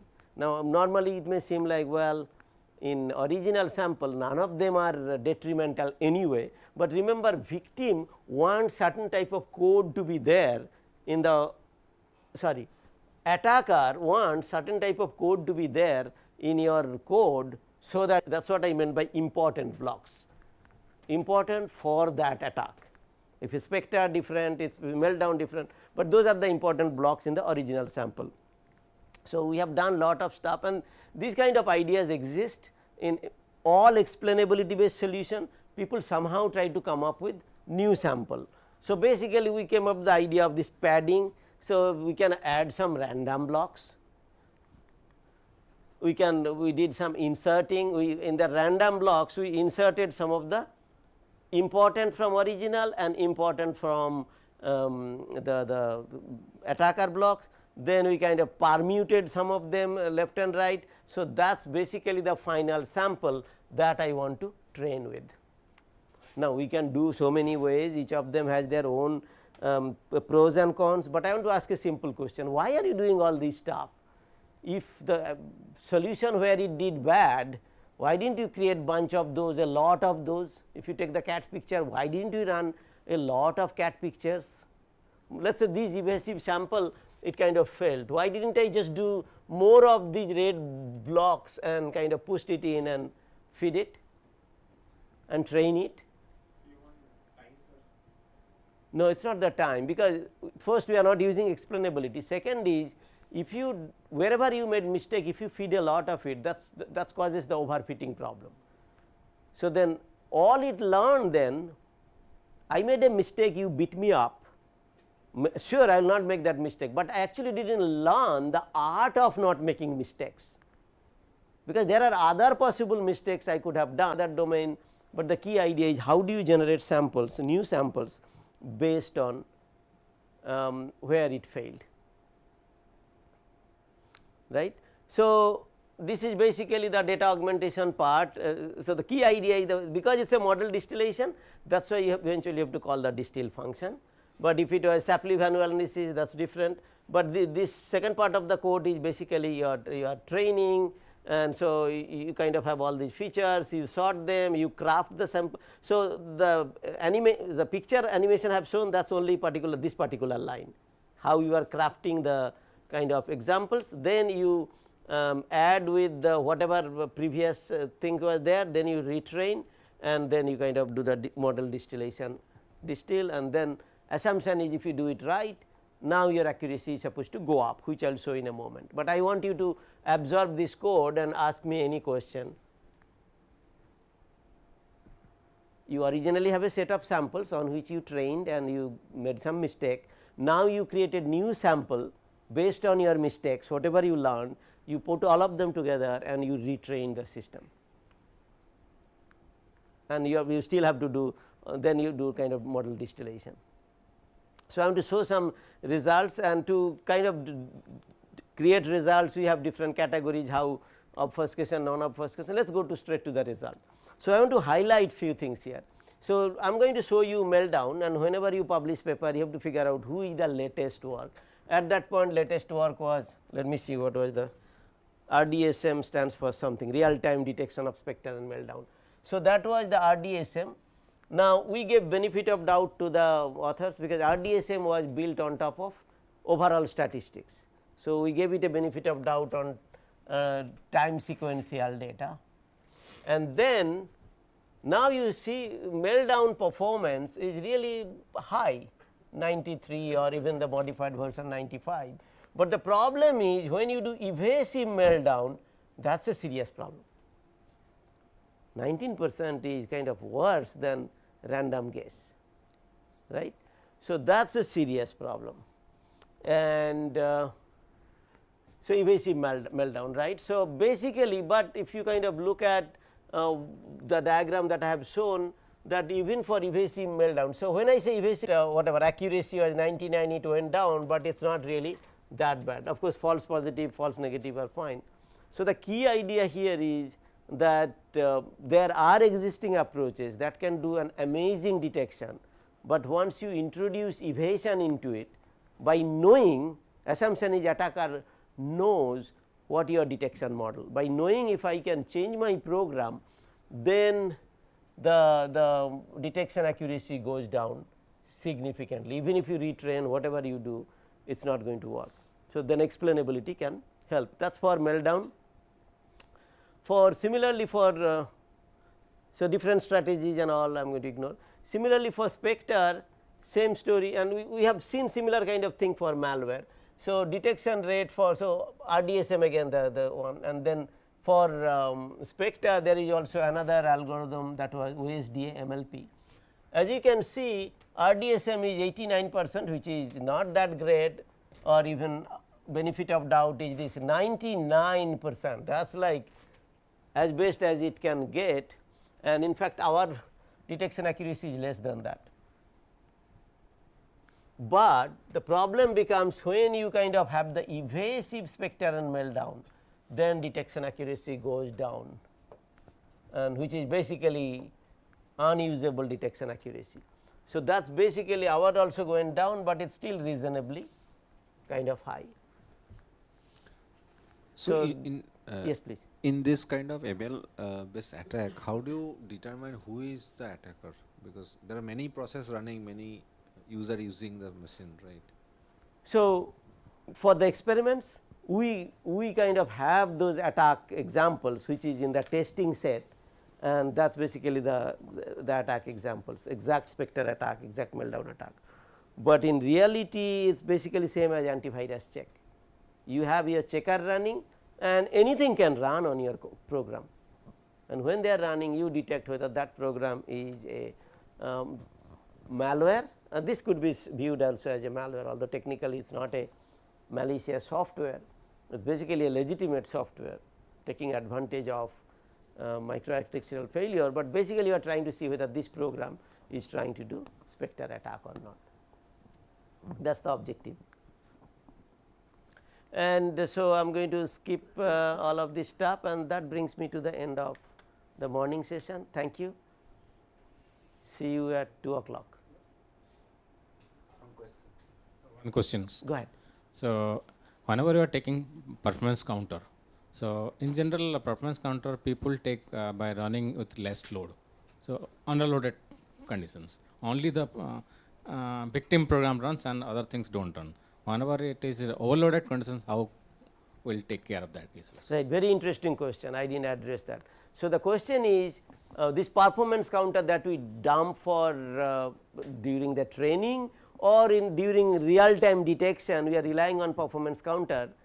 All of these works amazingly well if whatever program you are running, victim, attacker, If one program is running, then the performance counter values are absolutely accurate. If multiple programs are running, context switching and all that going on, then it is not accurate. Now, that problem exists everywhere. Even when you do power side channel attack, when you dump the power traces, our assumption is only the program for which we are trying to do, let us say malware analysis, only that program is running, nothing else running. In fact, this problem is even bigger for electromagnetic emanation. When you are holding a probe, you expect only the logic that you are trying to see Trojan or not is running, but there is so many other logic running to make this logic running. Lookup table, controller, router, even the transformer, there are many micro transformers there, they also would be dissipating power. Even the voltage regulator would be providing so much of electromagnetic emanation. So, there are mechanisms to filter that out. And the last I checked, hardware performance counter, you can actually mention which process you want to monitor, from which time frame to which, that slows it down even more. So, then it would tag on a process as much as possible. It would be still influenced, still there would be bias, but it is not going to count the instruction of other processes. You could do that. Any other questions? Thank you. See you at 2 o'clock. Okay, please come back at 2.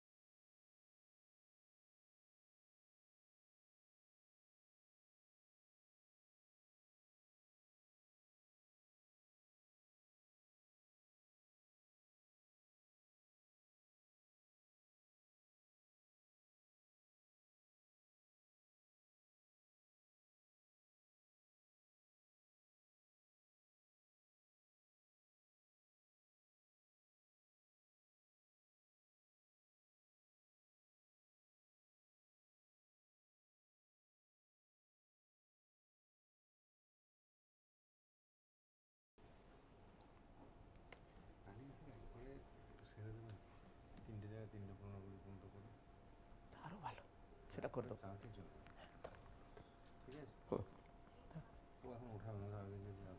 তাই তো তাই 90 minutes করে দেবো, ডান, বলে দাও সেটা।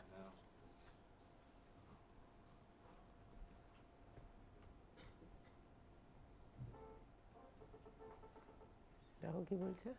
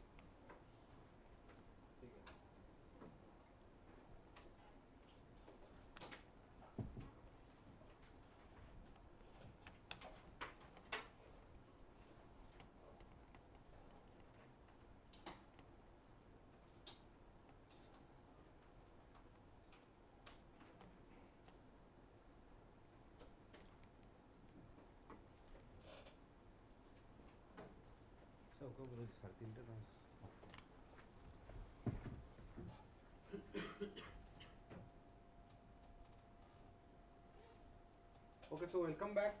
In this session, sir will talk about trusted execution environment. What we plan now, we'll continue this session until 3:30 and we'll not have another session after tea. Okay, so maybe 3:30 or 5 minutes before. So we'll have a continuous session till 3:30, then have tea, and after that no class.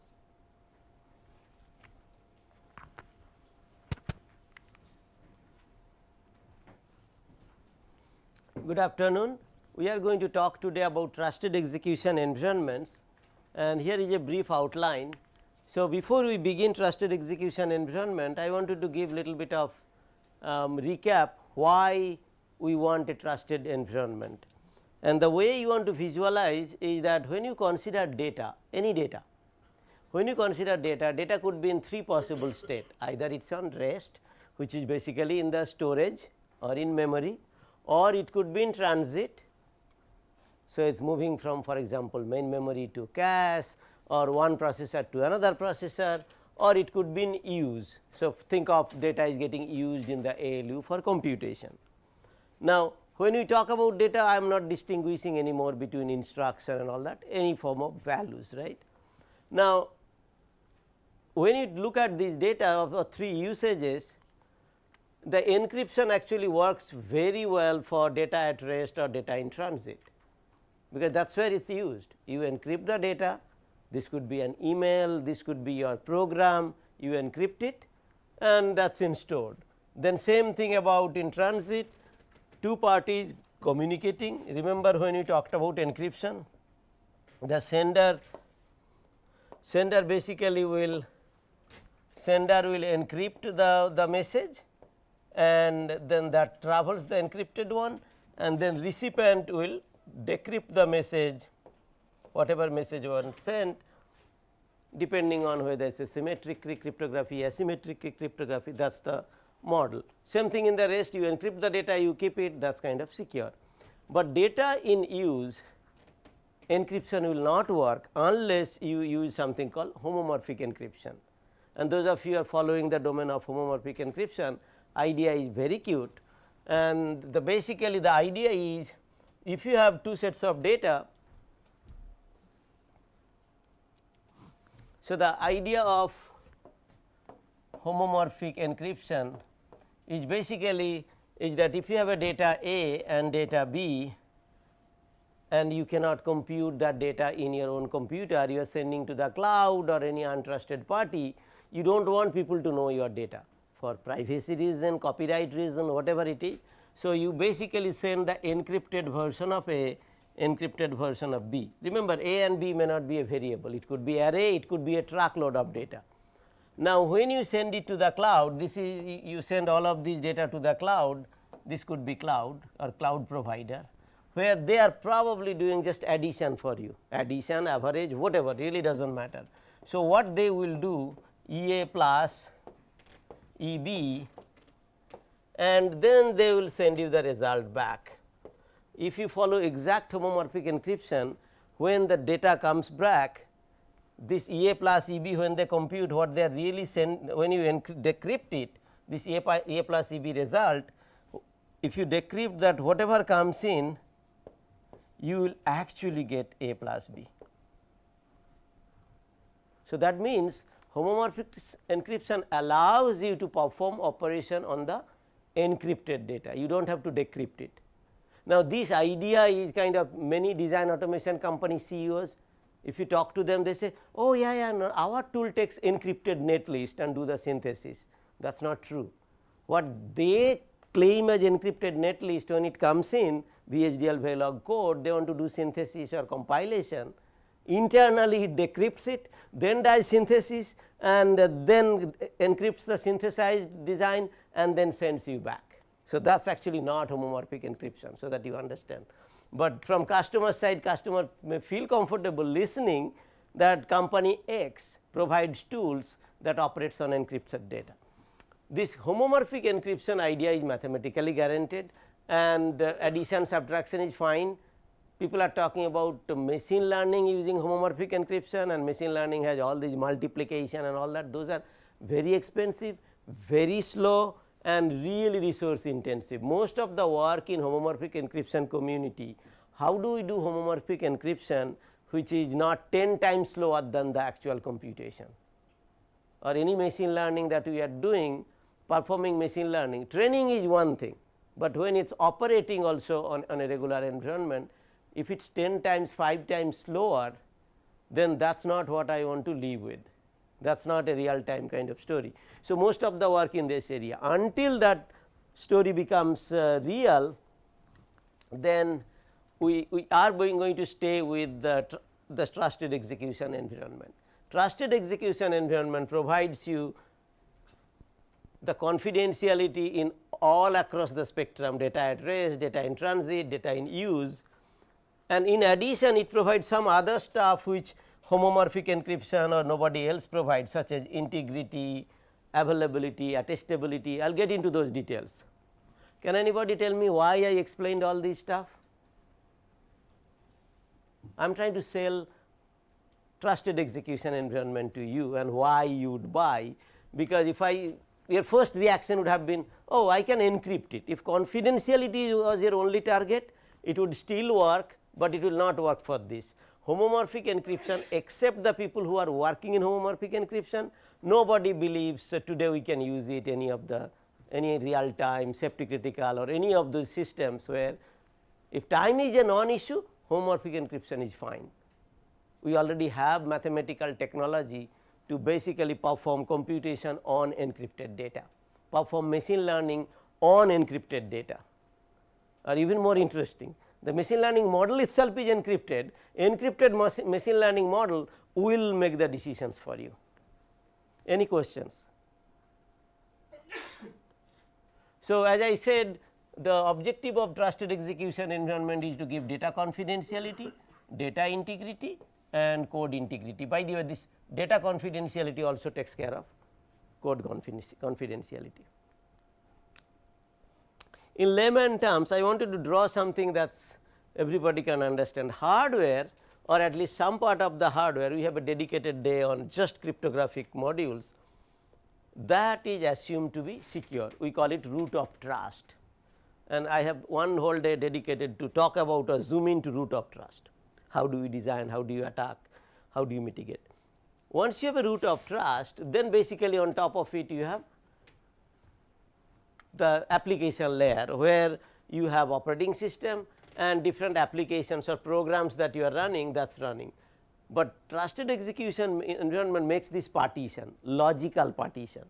Anything, this trusted OS component, any program running on top of it or anybody running within that enclave is basically assumed to be secure. So, not only, so who are the other people who are trying to, what is the threat model? Threat model is anybody running on the normal operating system. Now, remember this could be two operating system, this could be same operating system, and let me do one little layman term. So, if this is your hardware, which basically your processor, cache, whatever we talked about in microarchitectural attack, your processor, cache, cryptographic modules, all that. On top of it you have your operating system. On top of it, depending on how things are in multiple user and all that, you have different programs running, application 1 or program 1, program 2, program 3, they are running. Now, at this point, let us say application 1 is basically malware detection, secure algorithm. You do not want other application to kind of interfere with this operation. The way trusted execution environment handles it, think of hardware has two processor core, processor P1 and processor P2, and then of course, there is a little bit of memory issue also. So, what it tries to do, it basically creates a logical, that is why it is called enclave, a logical enclave or boundary, think of a brick wall around it, so that all other applications that are running, they cannot interfere with A1, but A1 can interfere with them if needed. A1 can monitor what A2 is doing, what A3 is doing. So, it is not just processor P1, it is little bit of cache, some part of the cache, some part of the main memory. So, think of all the hardware, some part is typically it is 10% of the hardware. The enclave can kind of give protection, a software layer through a set of instructions, or we call it privilege instruction. Through those instructions, I will zoom into all of that, so that you know how is this built. And that boundary idea is, if anybody tried to access that boundary, so this application may be directly trying to know this, or through operating system, or through hardware, processor, any side channel, all of them should be declined, cancelled, blocked. That is the idea of trusted execution enclave. Anybody inside the enclave, they are supposed to respect each other, but the boundary kind of is not that strict. Anybody inside or outside, boundary is lot more stricter. Page accesses, memory accesses, who is doing this is additional layer of check in addition to what operating system does. Security enclave such as Intel, SGX, I will zoom in little bit of that. They company quickly figured out this is simply too much, too many bugs coming out, too many vulnerabilities, too expensive. So, later they moved from the security enclave concept, all companies actually moved now to virtual machine based TE, VM based TE, and the basic difference is it relies on the based on the VM or virtual machine. Let me just spell it out, because we are using VM. In the previous lecture we talked about VM as virtual memory, which is basically virtual address space, but now we are saying virtual machine. Idea is slightly different. Let me do a quick 1 minute recap. Virtual, and the idea is the difference you will be able to see. If this is your hardware, CPU, memory, all that stuff, if this is your hardware, on top of it you have a tiny layer of virtual machine monitor. Think of operating system is buggy and big, too many vulnerabilities, no matter how many you fix. Think of VMM is the thinnest layer of that operating system, the bare minimum code that you can verify very confidently, view that way. It also does few other things. On top of it you can install something called virtual machine. This could be one virtual machine, this could be virtual machine 2, and on top of it applications will run, maybe application 1 running there, application 2 running there. So, idea of the virtual machine, as the name suggests, as if it is a computer by itself. So, when you talked about virtual memory, we said every program has a feeling I have the whole memory space. Virtual machine is even worse, it basically makes an assumption I have everything.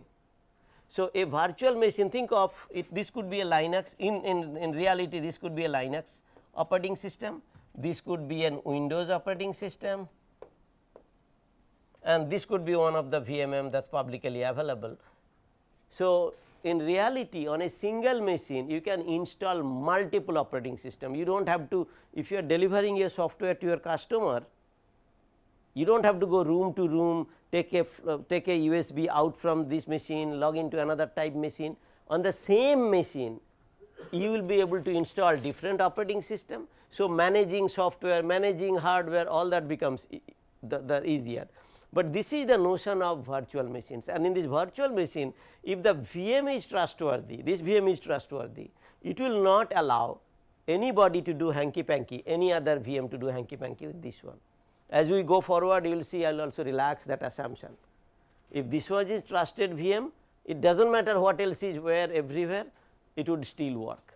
So, because this concept is new, I am waiting for you to ask me any question. Virtual machines.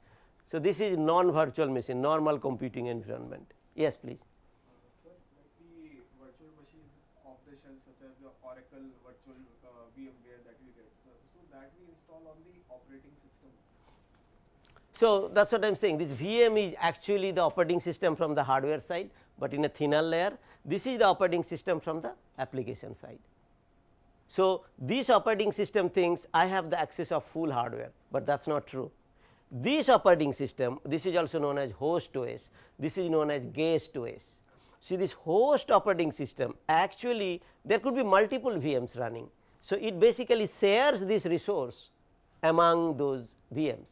Exact analogy here, this operating system, every application think I have the full access of all memory, actually not just 2 to the power 50, they have a feeling they have 2 to the power 64 of the memory space, more than what is in reality. So, each application has feeling I have access to everything, and operating system is a single one. Here every operating system, first of all each application think I have access to everything, but that expectation ends right here, and then this operating system has I have access to everything, which is also not true, because the total memory space is constant. So, the memory space divided between different VMs, and that is further divided between different application is different. And in fact, when you do a page mapping or virtual to physical translation address, so virtual memory on top of VM would be you are doing address translation, virtual address translation to physical address, I am calling it physical address prime, because this operating system thinks I gave you a physical address, but that is actually not a physical address, that is something in between address. That is why in this community this address is called physical address and actual address is called machine address, which is real. This is like fake real, this is real, this is really fake. So, there are everything has a multi-layer translation. You make a single call to print in the screen see out or something, it would have 2 calls. You have an exception branch misprediction, it would have at least 2, could be multiple, because this operating system thinks I am the boss, this operating system is actually the boss, and all of this story. Now, how does trusted execution environment works? The easiest way to implement would be this, but it is not implemented as an enclave after understanding all the problems of enclave. This is implemented actually much easier way. The key idea is, if you are a trusted party, you request me an ID, I will give you an ID, and next time you run your operations I will check that ID. So, basically I am just ensuring if you register the ID, and I will make sure you just within yourself. So, it is a very much simpler assumption, and as I said, if VM is trusted, this problem is actually trivial. VM actually takes care of the security issues, but later I will show that VM is also not trustworthy, or that is a threat model. Any questions on this one? So, we went for normal computing and trusted execution environment. Out of multiple cores, little bit of core, little bit of memory is dedicated to a set of applications, and somehow a part of the operating system or a set of instructions in the security enclave takes care of it, just to make sure nobody, whatever memory, let us say if this is your cache part, your locations 0 to let us say 9, let us say 0 to 4 was given to you. So, extra checks would be checking that if anybody trying to access any of these locations, are these locations legitimately for the applications which has legitimate access to the security enclave. So, most of the attack on security enclave, there are various types of attack. So, and some of those attacks I did not talk about because I focused on cache timing attack. So, one VM trying to attack another VM, that is a very common attack in the microarchitectural domain. So, trusted execution environment basically takes care of it, and this one VM trying to attack another VM again comes from the same effect. Operating system is a millions of line of code, if not hundreds of thousands of lines of code, and verifying all of them or guaranteeing all of their correctness is impossible. So, there are so many vulnerabilities. People just kind of figured out that vulnerabilities and exploit that vulnerabilities to mount an attack. Now, I come back to this. So, basically this is the key idea, whether it is a VM based story or non VM based story, there is a partition, logical partition, no physical, logical partition, we and them. We are great people, secure people, trustworthy people, respected people in the community, and they are blah, right. Any question on this? Of course, you remember by definition of OS, even they are untrusted, it is not that this particular application can access the memory of this particular application, this is also still not allowed, but as you saw in the microarchitectural attack, that is possible. But trusted execution environment basically trying to block this story, that this application somehow directly indirectly trying to get something from here, that is prohibited. So, can we have the same Spectre meltdown attack here as well? So, the answer is yes, you can attempt, but the way Spectre meltdown attack works, this would be kind of this security 10%, this cache flushing and all that, this is the inherent part of it, it will not even allow that to happen. Now, the reason things become complicated, that is basically our wish world, what in layman terms what should have been the trusted execution environment, but in reality as you can see, even in the operating system many components, I just try to divide in different components, this does not represent any company, later I will zoom in, you will see different company how it behaves, but in different companies implementation of trusted execution environment, different part of the components are potentially untrusted. Here green is trusted and maroon or brown is basically potentially untrusted. So, of course, you need little bit of trusted hardware, if the hardware itself is unreliable, then it is basically everything down the drain. Little bit of firmware has to be trusted. So, within that even BIOS could be untrusted, device driver could be untrusted, hypervisor could be untrusted, cloud management could be untrusted, and of course, there are lot of untrusted VM and untrusted different devices you connect like USB stick and all that. So, within that then how do you guarantee when you provide a trusted execution environment in such a model, how do you kind of guarantee that that trusted execution environment is trustworthy? That is what I am going to delve in. Any questions on the reality of where we stand today?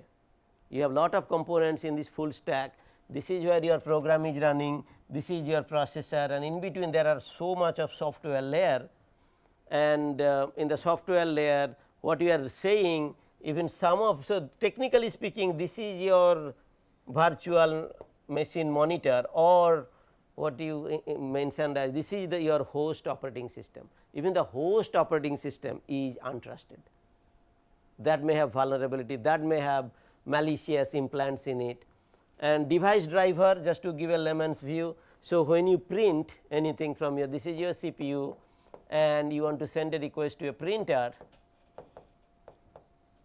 wherever it is the printer there needs to be a device driver that basically takes the request or the pages of data and print it. That is why when you buy a new printer and you want to connect to your computer, you have to install the device driver of that computer, right. So, then technically speaking you have the hardware and then you have the operating system, and there are many models, but in different models some models device driver would be on top of OS, some model device driver would be here, some model device driver could be even below here, but whatever it is from different IO devices you need a device driver. From that device perspective that is the operating system, for that printer that is nothing but operating system. In fact, the USB stick when you plug in that is also has a device driver, it is just that luckily we do not have to install a device driver for what type of USB stick we put in, because it is part of standard PCI kind of protocol, peripheral component interface, there is a standardization because everybody has to follow that standardization. That is why you plug in USB, everybody kind of pulls it up. So, how many trusted execution environment exists in reality? There are actually many. So, if you look at the industrial context, so AMD secure encrypted virtualization, they have many variation. Intel SGX, as I said, it was security enclave based, which is pretty much not used today. Intel trust domain extension, new Intel machines coming out. So, if you buy those I do not know $5,000 to $10,000 AMD machines, then you will find that one, some of the latest Intel machine you will find TDX, but the older one you may still have SGX. IBM has a secure execution, ARM has trust zone. Now, all the researchers basically work on these and these.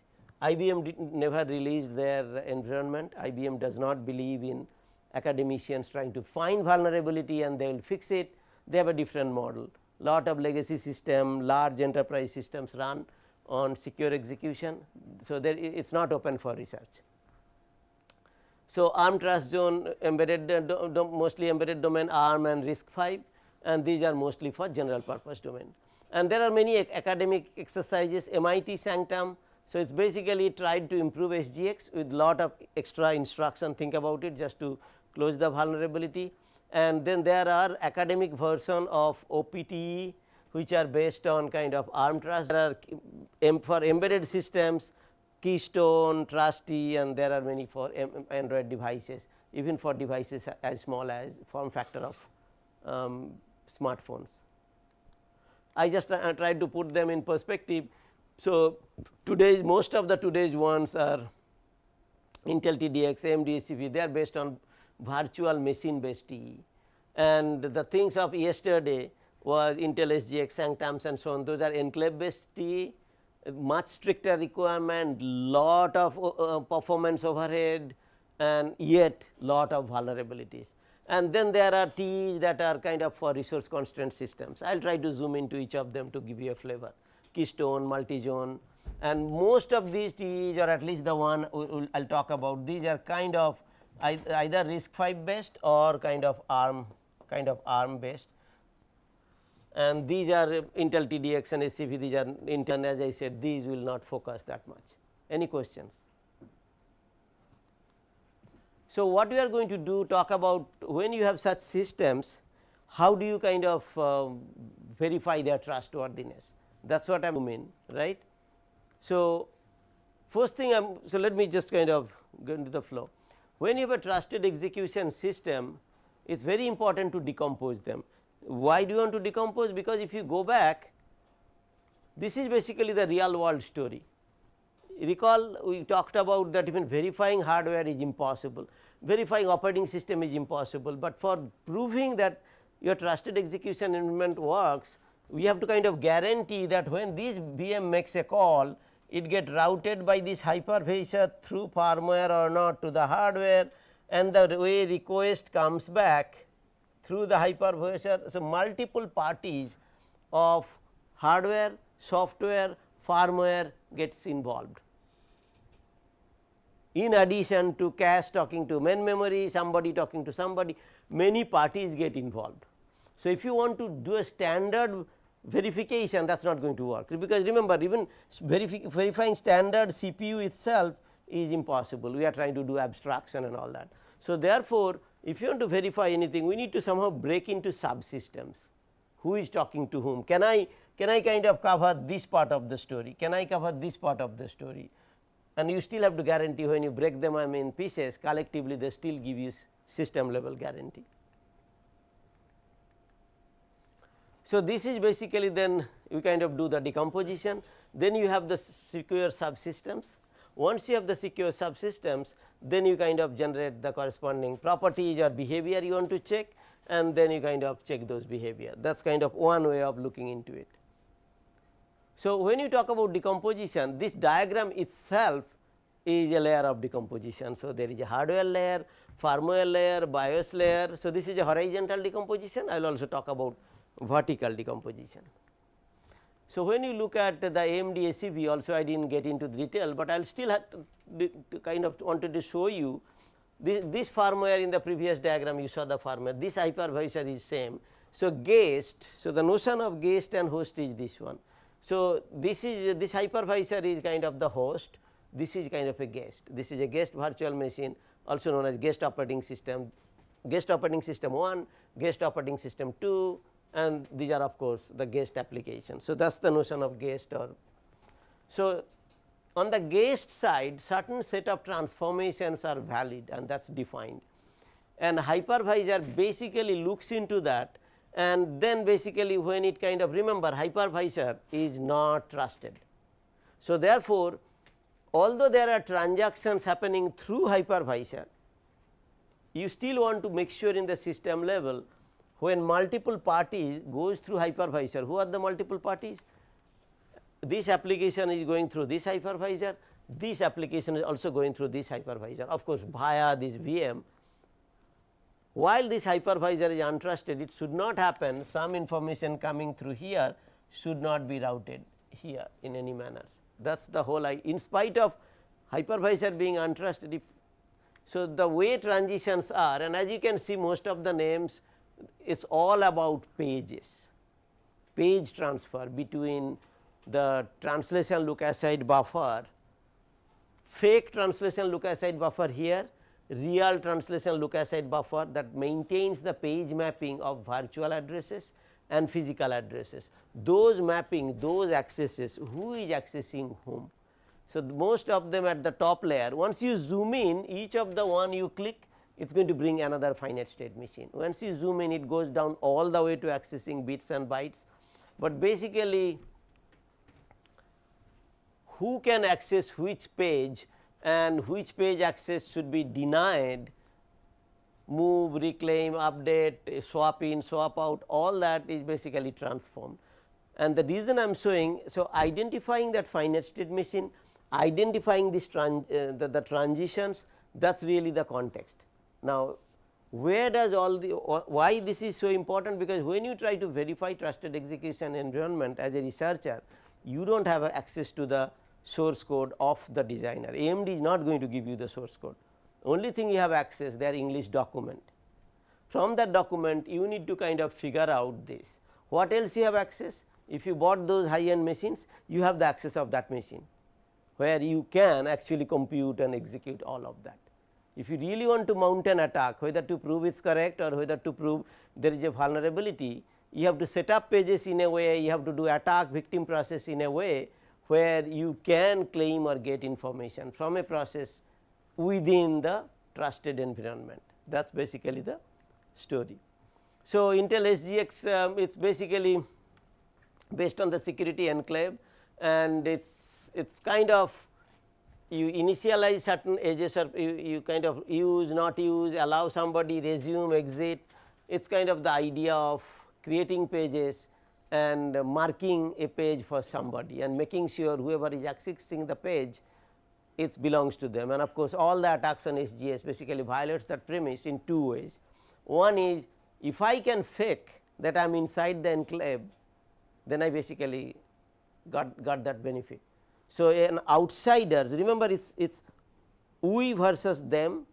So, one of them suddenly become part of our core group and kind of pretend in a manner or change the ID, change the authentication in a manner to show I am a legitimate user or that is my page, then you basically get access. Now, TDX, which is basically kind of based on virtual machine, and remember the key idea here is virtual machine monitor is kind of untrusted, and the way I wanted to show as if there is a brick wall right between the trusted VM and untrusted VM. Although the calls are getting routed, although it is technically not correct, the way you want to visualize all these data that is coming, this is trusted VM. When it sends some data, think of that say encrypted data, which is not true. That is encrypted data, it comes in and decryption happens somehow in the trust domain in the trusted VM space. That is the way to visualize, that is the way to visualize break, but actually it is implemented in a much easier way. You request access, then you create an entry, and when next time request come in, it basically checks does it resolve to your access. If you zoom in further, this ID, whatever this ID and this trust domain, so this term should be familiar to you, is flashing. It basically flashes the TLB, and then basically it creates, assigns, and whenever it's not needed anymore, it tears it down, right. And then when it configures, it's uninitialized, initialized, runnable. This is where it get access. First of all, this trust domain for each of the trusted virtual machines or the applications that running for on a different page basis, right. It is basically creating, adding, initializing and maintaining all of those in a table in a manner that is local to the trust domain. So, again all of these are maintained per basis, and when I talk about properties, you will see basically we are checking, is it possible for another application to pretend that I am the legitimate user of this trust domain. So, that is basically the idea of TDS, trust domain extension. So, the idea is the trust domain, either you are either me, you registered with me, or you are not registered with me, and just ensuring that kind of access happens. So, once you kind of have this decomposition, who is talking to whom, when you talk about property generation, when you have all these subsystems, who is talking to whom and how they are, then these are the type of properties. This should be obvious, because that we need to do confidentiality and integrity. In addition to that, it also provides availability, attestability and so on to generate those. So, confidentiality, if you recall, confidentiality between two parties, sender and recipient. So, confidentiality basically means when you communicate and send a message, nobody else should be able to understand the message, even if they are sitting in the middle and trying to figure it out, they should not be able to figure out, right. That is the confidentiality, and in a normal world without trusted execution, it is implemented through encryption. And the integrity basically means, now that I could not understand what it is, can I modify this message, and I want to modify in a manner so that when sender sends to the receiver, receiver does not think this is a fake or scammed or modified message. So, some of the normal techniques during communication people use, like parity or checksum, let us say even parity. So, then you cannot change one bit, you have to change 2 bit. If you are changing one of the 1 to 1 to 0, then you have to change another 1 to 0 to 1 or something, you have to change 2 of them, whatever it is. So, that is basically integrity. If you just randomly change bunch of bits, when decryption happens at the receiver end, receiver will figure out this does not make sense, that means somebody did the violation. So, that is not an integrity property, but either way. So, when you look at this subsystem, our key idea is, do we know is confidentiality maintained or broken, do we know if integrity maintained or broken, right. And how would this, I will show you how those are checked, but how would the properties look like for confidentiality, integrity? I will talk about in a moment how do you generate them automatically. They will look like hypervisor implement. So, E, so this is a temporal logic. E basically means there exists, so it came from the word exists. There exists a scenario where hypervisor implies that not read private VM memory. So, the hypervisor, if the person who is requesting access, if it is a hypervisor, it should not be able to read my memory.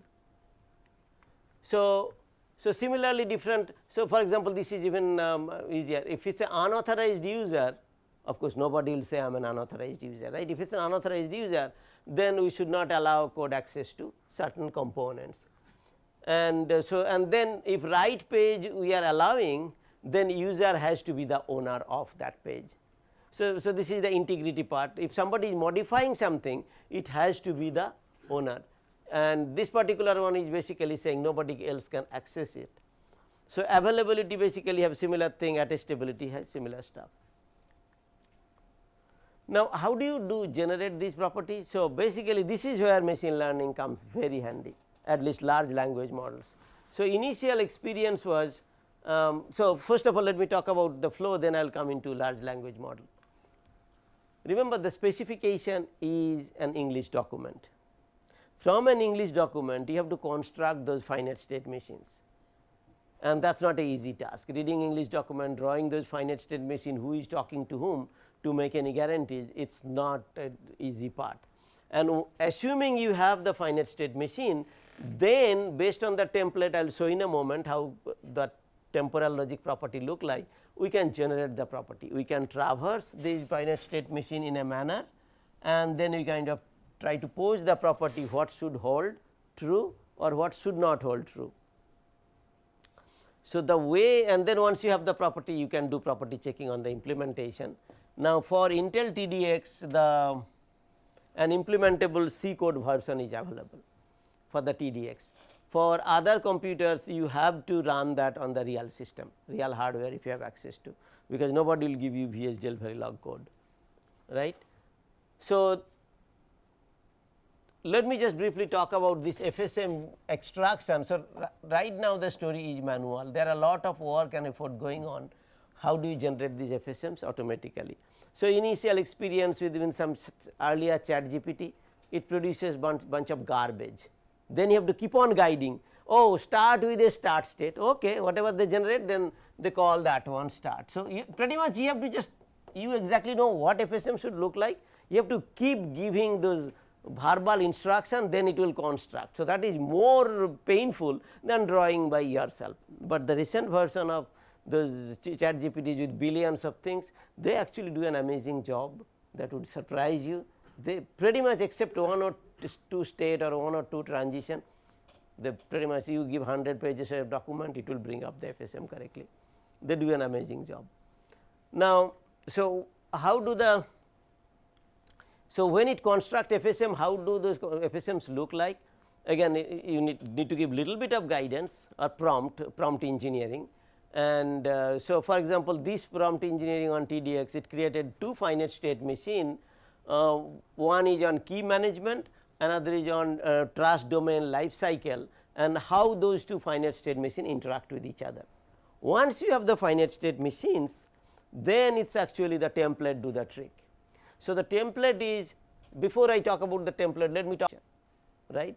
So, for example, if two people are requesting green light from two sides, so this is request 1, this is request 2, and green light happening is acknowledgement 1 and this green light happening is acknowledgement 2. What we are saying that acknowledgement 1 and acknowledgement 2 both should not be true at the same time. So, you probably want to create not A1 A2, A1 and A2, or you want to say A1 implies not A2, same thing, sorry, same thing you have to say A2 implies not A1, and any resource constant system we do same kind of modeling. So, that is the safety. Liveness basically means, so in this particular case G is always, G basically means always. So, always if certain event happens, then at some point in a particular, actually it is not, if I am in a particular state and is this state reachable. If you do not implement the FSM correctly, if the computation is wrong, then I may not be able to withdraw money. Withdrawing money is a state, somebody entering it is a state. If you did not implement it correctly, maybe there is no valid transition to go to withdraw money. So, that is a flawed design. So, that is basically reachability story. If certain state is not reachable, you make sure that then it implies that key is actually configured. So, similarly different kind of, then it implies that key is actually configured. So, similarly different kind of confidentiality and integrity properties are generated. Now, how do people verify results for us? Now, how do people verify results for us if you are not able to break, if you can break any of them, then your next thing is to contact, two ways you do. You have a reporting obligation before you publish to the company. You send them an email or their security group saying that I found a vulnerability, and then they will come back to you saying, oh, that is not a vulnerability, that is already known, mitigation exists, or they come back saying we will investigate, please do not publish next 6 months, 1 year and whatever. So, they come back. In parallel, you contact the NIST or the cv.org website, they have a protocol where you kind of file that and create the CV process. It can happen in parallel, or the company, once they agree this is a vulnerability not known, they will contact the Mishra corporation and vulnerability will get created. It can create it either way. So, that is one way of producing results if you want to publish. Other way to go about it is basically talking about the kind of properties you generated, how good are those. So, for this particular scenario, the way we looked at it is that all these properties, what kind of coverage does it give, what kind of coverage does it give to the kind of API, application program interfaces, all those APIs that exist. Recall this trusted execution environment. Trusted execution environment is basically provides interactions between different components and parties, hardware, virtual machine monitor, then on top of this VM1 and VM2. So, the way at least for Intel TDX is implemented, many of these are implemented as a either application program interface call, API call, or application in case of firmware application binary interface ABI call, does not matter, it is basically function call. So, there is a tons of function, how much of coverage you can give to some of those functions that kind of indicate this property, how much of the design it covers. It does not give any guarantee of correctness. If this coverage was really small 5%, 2%, that basically means most of the functionality or code these properties did not execute or exercise. Any questions? This kind of property you check in simulation, right, or not in? This we checked in Intel TDX simulation. That's the but only the code Verilog available. code is not available with you, right? Then how do you? If it is not available, then only option you have is to run on the real hardware. Do you have availability of this? The Intel TDX C implementation is available open source. It's open source. It's open source. And how do you determine the property? Just analyzing the spec or the code. How do you basically identify So, this property? in this particular case, later I will talk about the theorem and theorem proving. In this particular case, we came up with template, and we are generating the properties which would look like this to cover different parts of the finite state machine. But in reality, if you change the template, a different property can be generated, but your objective is to kind of cover the whole finite state machine or the security subsystem. All possible way they will interact with each other, you want to make sure those interactions does not create to vulnerable scenarios. So, how many FSM are there? It's single FSM or multiple FSM? There are hundreds of FSMs, there are lots of FSMs. So, you actually do composition of them, or how do? We actually do decomposition of them. Ideally, we should have considered all of them, but all of them is too much for the backend formal solution tools to handle. We are basically doing decomposition. We are just talking about when page table is talking to VMM, just that part. When VMM is talking to a VM, one virtual machine is talking to the VMM, just that part. We are just dividing and who is talking to whom, those conversations we are just trying to check, or the interactions of FSM in that space. So, now we are, so basically for the threat model for the TDX, only thing trusted, as I said, the earlier diagram I said different components are trusted and non-trusted depending on whose solution you are using. If you are using TDX solution, the assumption is the hardware, processor hardware is assumed to be trusted, and tomorrow I will, in the next lecture, the tomorrow's thing I will even break that assumption. And the trust domain module, that one is trusted, everything else is, as you can see, BIOS is untrusted, VMM is untrusted, host operating system which is VMM untrusted, peripheral untrusted, any software that is not running on the TD is also untrusted. So, those are untrusted applications. So, everybody pretty much is untrusted except these two modules. So, if you do that, then how do you kind of verify? So, there are two ways you can go about it. One is static analysis, which I briefly talked earlier, I will zoom in now. Static analysis basically means trusted execution environment code is also any software code. So, the software, the vulnerability requirement that you impose on any software, you want to do that for this one also. Then there are think of invariant analysis. So, the invariant basically means something that should hold true forever. And if you recall, when we talked about assertion generation by Goldmine, they keep on running millions of tests and keep on looking the output and try to figure out, are there any relationship between those outputs. Is it happening when he is printing, whenever A is true, B is also true, when A is false, B is false. So, if try to find the invariant. So, because it is an English document, this invariant analysis has to be manual until one of you figure out a way large language model can figure out in the document certain relationship that kind of manually we are doing right now, right. And no matter whether you generate through static analysis or invariant analysis, whether they are manual or automatic, eventually it leads to a list of properties or behavior you need to check. And because you are trying to do formal verification now, and this implementation we may or may not be able to exactly, then we may need to do abstraction. Then you take the property abstracted model and verify those properties. So, when you do invariant analysis, if I zoom into this particular module, when you do invariant analysis, so basically first you have to understand that what invariant are you looking for.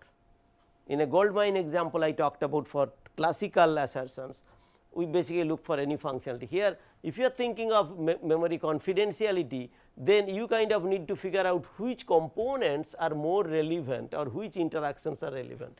If you are thinking of memory integrity, so then which particular components are important or which description I need to look at, and then I kind of generate invariant. They may be for firmware, maybe for hardware, maybe hardware plus firmware, it could be a combination of that. So, let me show you how an invariant looks like. First of all, for any invariant, before we write it in a temporal logic, it needs to make sense in English. TE should not allow an active private host key ID to two different IDs. So, that basically means if you are taking an exam for joint entrance, two of the registration numbers should not be same, right. If you are given a seat assignment in a flight, two people should not get the same seat. Same analogy here. Remember, anybody, any application, when they register, they get a HKID, and we are focusing on active. If some application just decided I do not want to be part of your story or part of trusted execution environment, gone, and that HKID is reused, that is perfectly fine. It is saying two people in the system, in the trust domain, should not have same ID. Now, once you write it, it basically little lengthy and complicated, that is why the manual part, because you need to look at the code. Code implemented all of these functions, they have their specific names for variable, you need to find those names. So, that's why HKD info 0 and global data blah blah, then basically something has to happen. So, it is basically saying if it is there for one of them, for the other one it should not be the true, HKID should not be assigned for the second one, right. So, this part you do not need to focus. The important part in invariant I want you to focus is what behavior is expected. I have a laundry list, but it is not important, I can go for another one. T should not allow reassign private HKID when plain text data is still in the CPU cache for that HKID.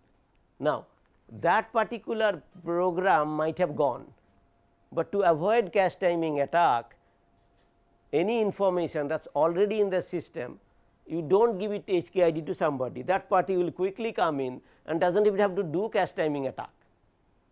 It will access legitimately those addresses because it belongs to them. A second party comes in and claims as the first party, any remnant left by the first party, this party could be able to claim. So, that is a behavior, and again that could be kind of using the variables in the programs or the implementation, you will be able to do the invariant. There are many examples.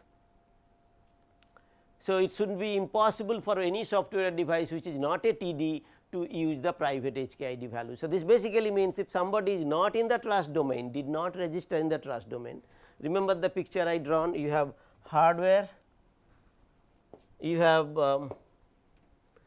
hardware, what happened, this is pen. If you have hardware and on top of it you have the trusted part and you have untrusted part. So, this one basically saying somebody in the untrusted part should not be trying to from here or there or anywhere the HKID values, which is basically us versus them, that ID should not be assigned to them. So, there are many such things which I am going to skip, but in terms of verification, when you want to verify, you want to make sure. So, what are the things we want to look into this for this verification, and these are these implementation for TDX is available in a C code, and CBMC, if you recall bounded model checking we talked about earlier. So, this is a bounded model checker that works for with the C programs. So, then that program already comes with a SMT solver. So, that with the SMT solver, bounded model checking with the SMT solver, your objective is to kind of get the design, get the property and make sure it works correctly in a reasonable time and memory requirement. You can finish in a reasonable time. What you will observe for the hardware, we basically say not available, because at that point the TDX hardware was not available in the market, or we did not buy, whichever is. So, that is why none of the properties that were completely hardware property you could not check it, because we did not have that. Now, the static analysis I talked about, the static analysis story, basically if you think about in this story, the anything you look here, all of them are specific to any software, but because we know in common vulnerability database, common vulnerability enumeration, buffer overflow is one of the top 5,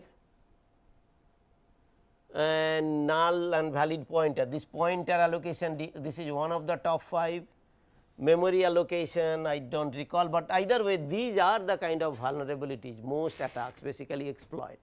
Given that this is also a code, you kind of wanted to figure out whether this exists. And the way kind of properties you look, of course, this property does not look like confidentiality, integrity, they look like buffer issues. If input length greater than 0 and input length like size of the buffer and something of that nature whenever you are computing anything. And this null pointer should not be null, as simple as that. Property 3 is valid pointer, which basically pointer, and if you recall this particular one is exactly same as assert file pointer. When you open a file pointer, we do not want it to be null, that is exactly same as that.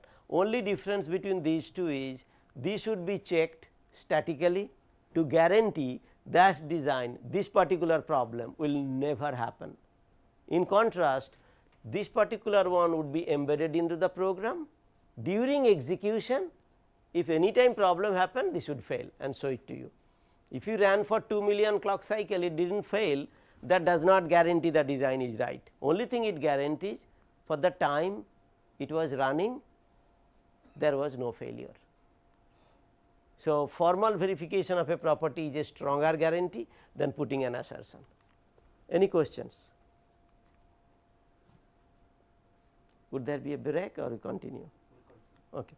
So, if you look at the data set, when we ran, remember these are the all these API, if you look at the name, this is a page add, page augmentation, page demote, page promote, many of them are kind of these are page related, these are memory related, this is related to flashing, flashing done, this is related to key configuration.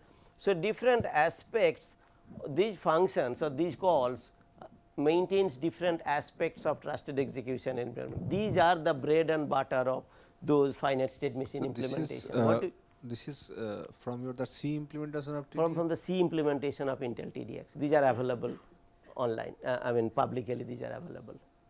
So, what we wanted to show that the static analysis of the properties we generated, that is reasonably good enough to kind of, so it shows couple of things, how much of coverage it does on those programs, how much time it takes, reasonable time, but important part is these has so much of vulnerability.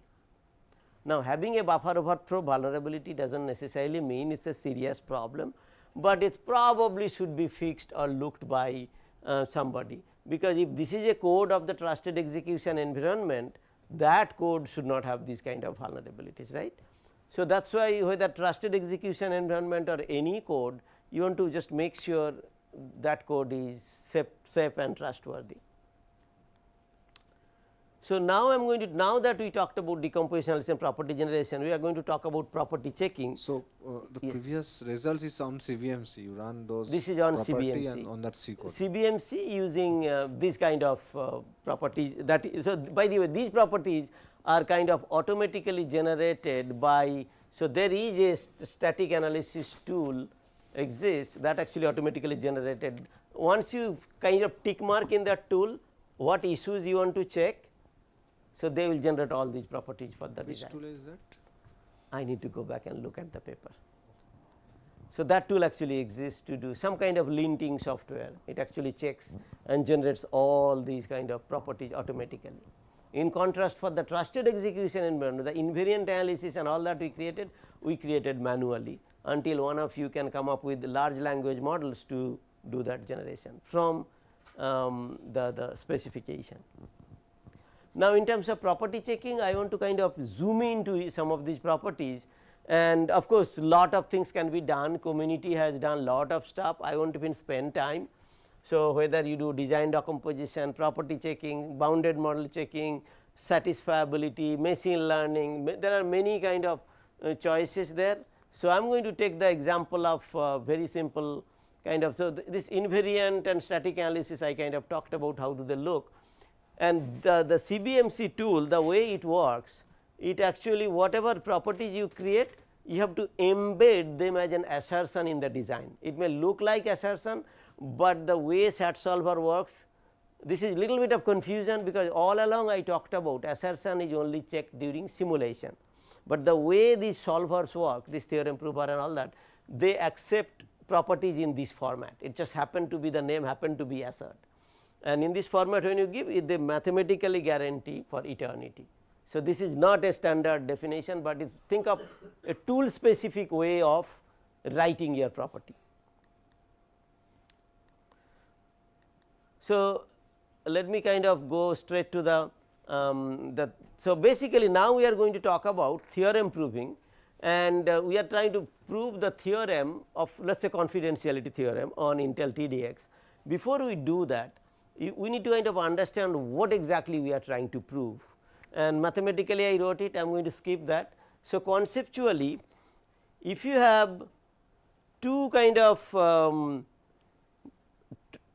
virtual machine and same attacker with different states or state transition, the attacker is trying to observe whatever observation is trying to make on two execution sequences or two traces, and if you compare the observation they should be equal.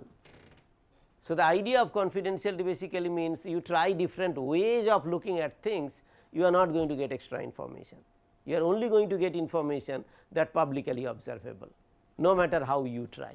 So, that is basically this one. Integrity basically means you have the same virtual machine situation, but you are trying to do different types of attack, A1 on this one and same virtual machine A2 a different type of attack, but the observation you do the output is still the same. So, you are not able to alter anything. So, that is basically the integrity. Now, these equations are important because this is exactly this we will convert it to assertion and we will put it that to that theorem prover. And this is being so complicated, we broke it into different parts and I will show you bits and pieces. Any question on this mathematical formulation or when you want to go for theorem proving route of any of these to kind of guarantee that, of course, assumption is the way we formulated the problem, this formulation the theorem is correct. If theorem is wrong, then theorem proving is meaningless. So, if theorem is correct or our formulation of the problem what confidentiality means, if that is correct, then you run it on the trusted execution environment software and then you basically check it holds. Same thing for integrity. So, again confidentiality means nobody else should be able to see it or understand it, integrity means nobody will be able to alter anything in it. Okay, so, how do you, if you want to go for such a verification, how do you go about it? So, this one basically you have to implement the formal model of all the designs. What language was it? This is one of the formal languages. So, basically you model the design as well as all the table, data structure, everything you kind of model in that language. And then once you are done modeling the different types of tagged cache, TD owner bit, everything you have to implement. And if you have used Lisp programming language, it is similar to kind of Lisp based implementation.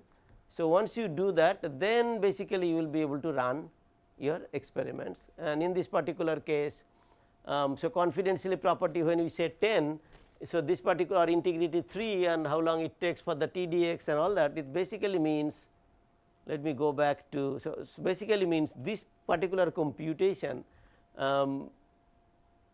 needed to us to compose them as different checking and ending of those, that is what it basically means.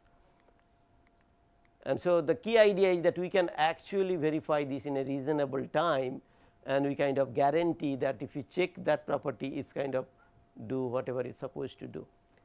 So, any question? So, this is on Intel TDX, there are a lot of work people are doing, and in fact, Google have published multiple white papers on, they invested lot of their engineers, a lot of years in trying to verify all the trusted execution environment along with the engineers of that company. Unlike us or you and me, when you do research, nobody works with us, but when Google did that evaluation, Google and Intel TDX team worked together.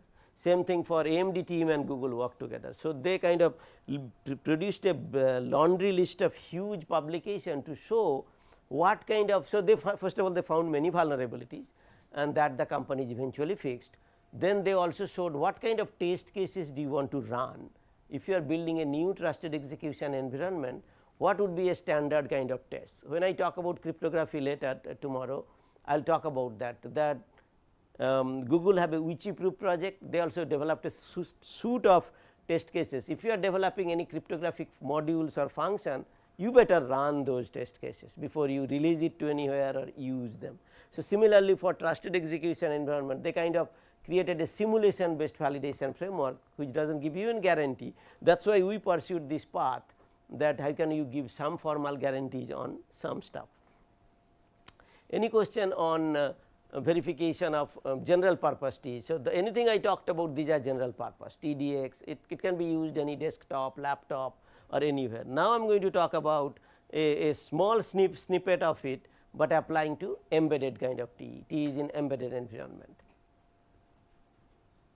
And this particular work builds on what Dr. Karfa kind of talked on side chain analysis, but only thing I want to show, even in embedded environment where resources are scarce, they still support all of this stuff, and I am going to just zoom in. Of course, most of them uses either ARM core or RISC-V based core, and we decided to go for RISC-V based implementation because all of these are open source.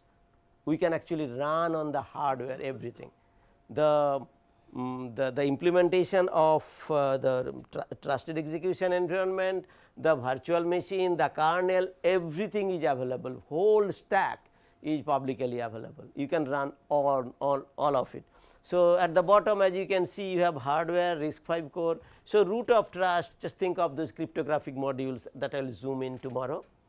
And then on top of it, they operate in different mode. This is the security kernel mode, which is trustworthy, lot of drivers and lot of untrusted app, that could be some trusted app. And even in the memory, there are different memory region that are partitioned as this memory region is trusted, this is untrusted. So, roughly speaking, if you match the color, this memory region, when operating system allocates, this memory region will be only allocated to trusted apps. But it is not that anybody can use any part of the memory, you will still have partition. If trusted app is two program, this one will be divided in two parts, or maybe two program, one program will use only this part, another program will use only this part. So, those standard definitions still apply. So, this is basically the overall view of how the T architecture looks like. Now, the attack that I wanted to show is based on the idea of operating system, and the operating system we kind of covered little bit. Let me do little bit. So, I wanted to show something about context switching, and then I will come back to this slide. So, along with lot of work operating system does, one of the work it does is context switching. or task management. So, operating system, in the morning I talked about the memory management of the operating system maintains a table or called process table, and in that table it maintains lot of information including the name of the process P1, P2, P3 along with all the relevant information also known as context. Just for the sake of argument, let us assume the program counter value where it is supposed to start if it has not started yet, or program counter value where it is supposed to resume if it has executed little bit. Now, so let us say this could be program counter value of 128 and this one could be program counter value of 1024, and this may be the beginning, this may be the start, and this might have a, this guy decided to start at program counter value of this PC equal to 1024. This process the operating system decided that I need to start program P1, then it sets the program counter value to 128 and then processor executes, because processor does not understand any of these. Processor job is to whatever is in the program counter, it will keep fetching from there, keep on executing, right.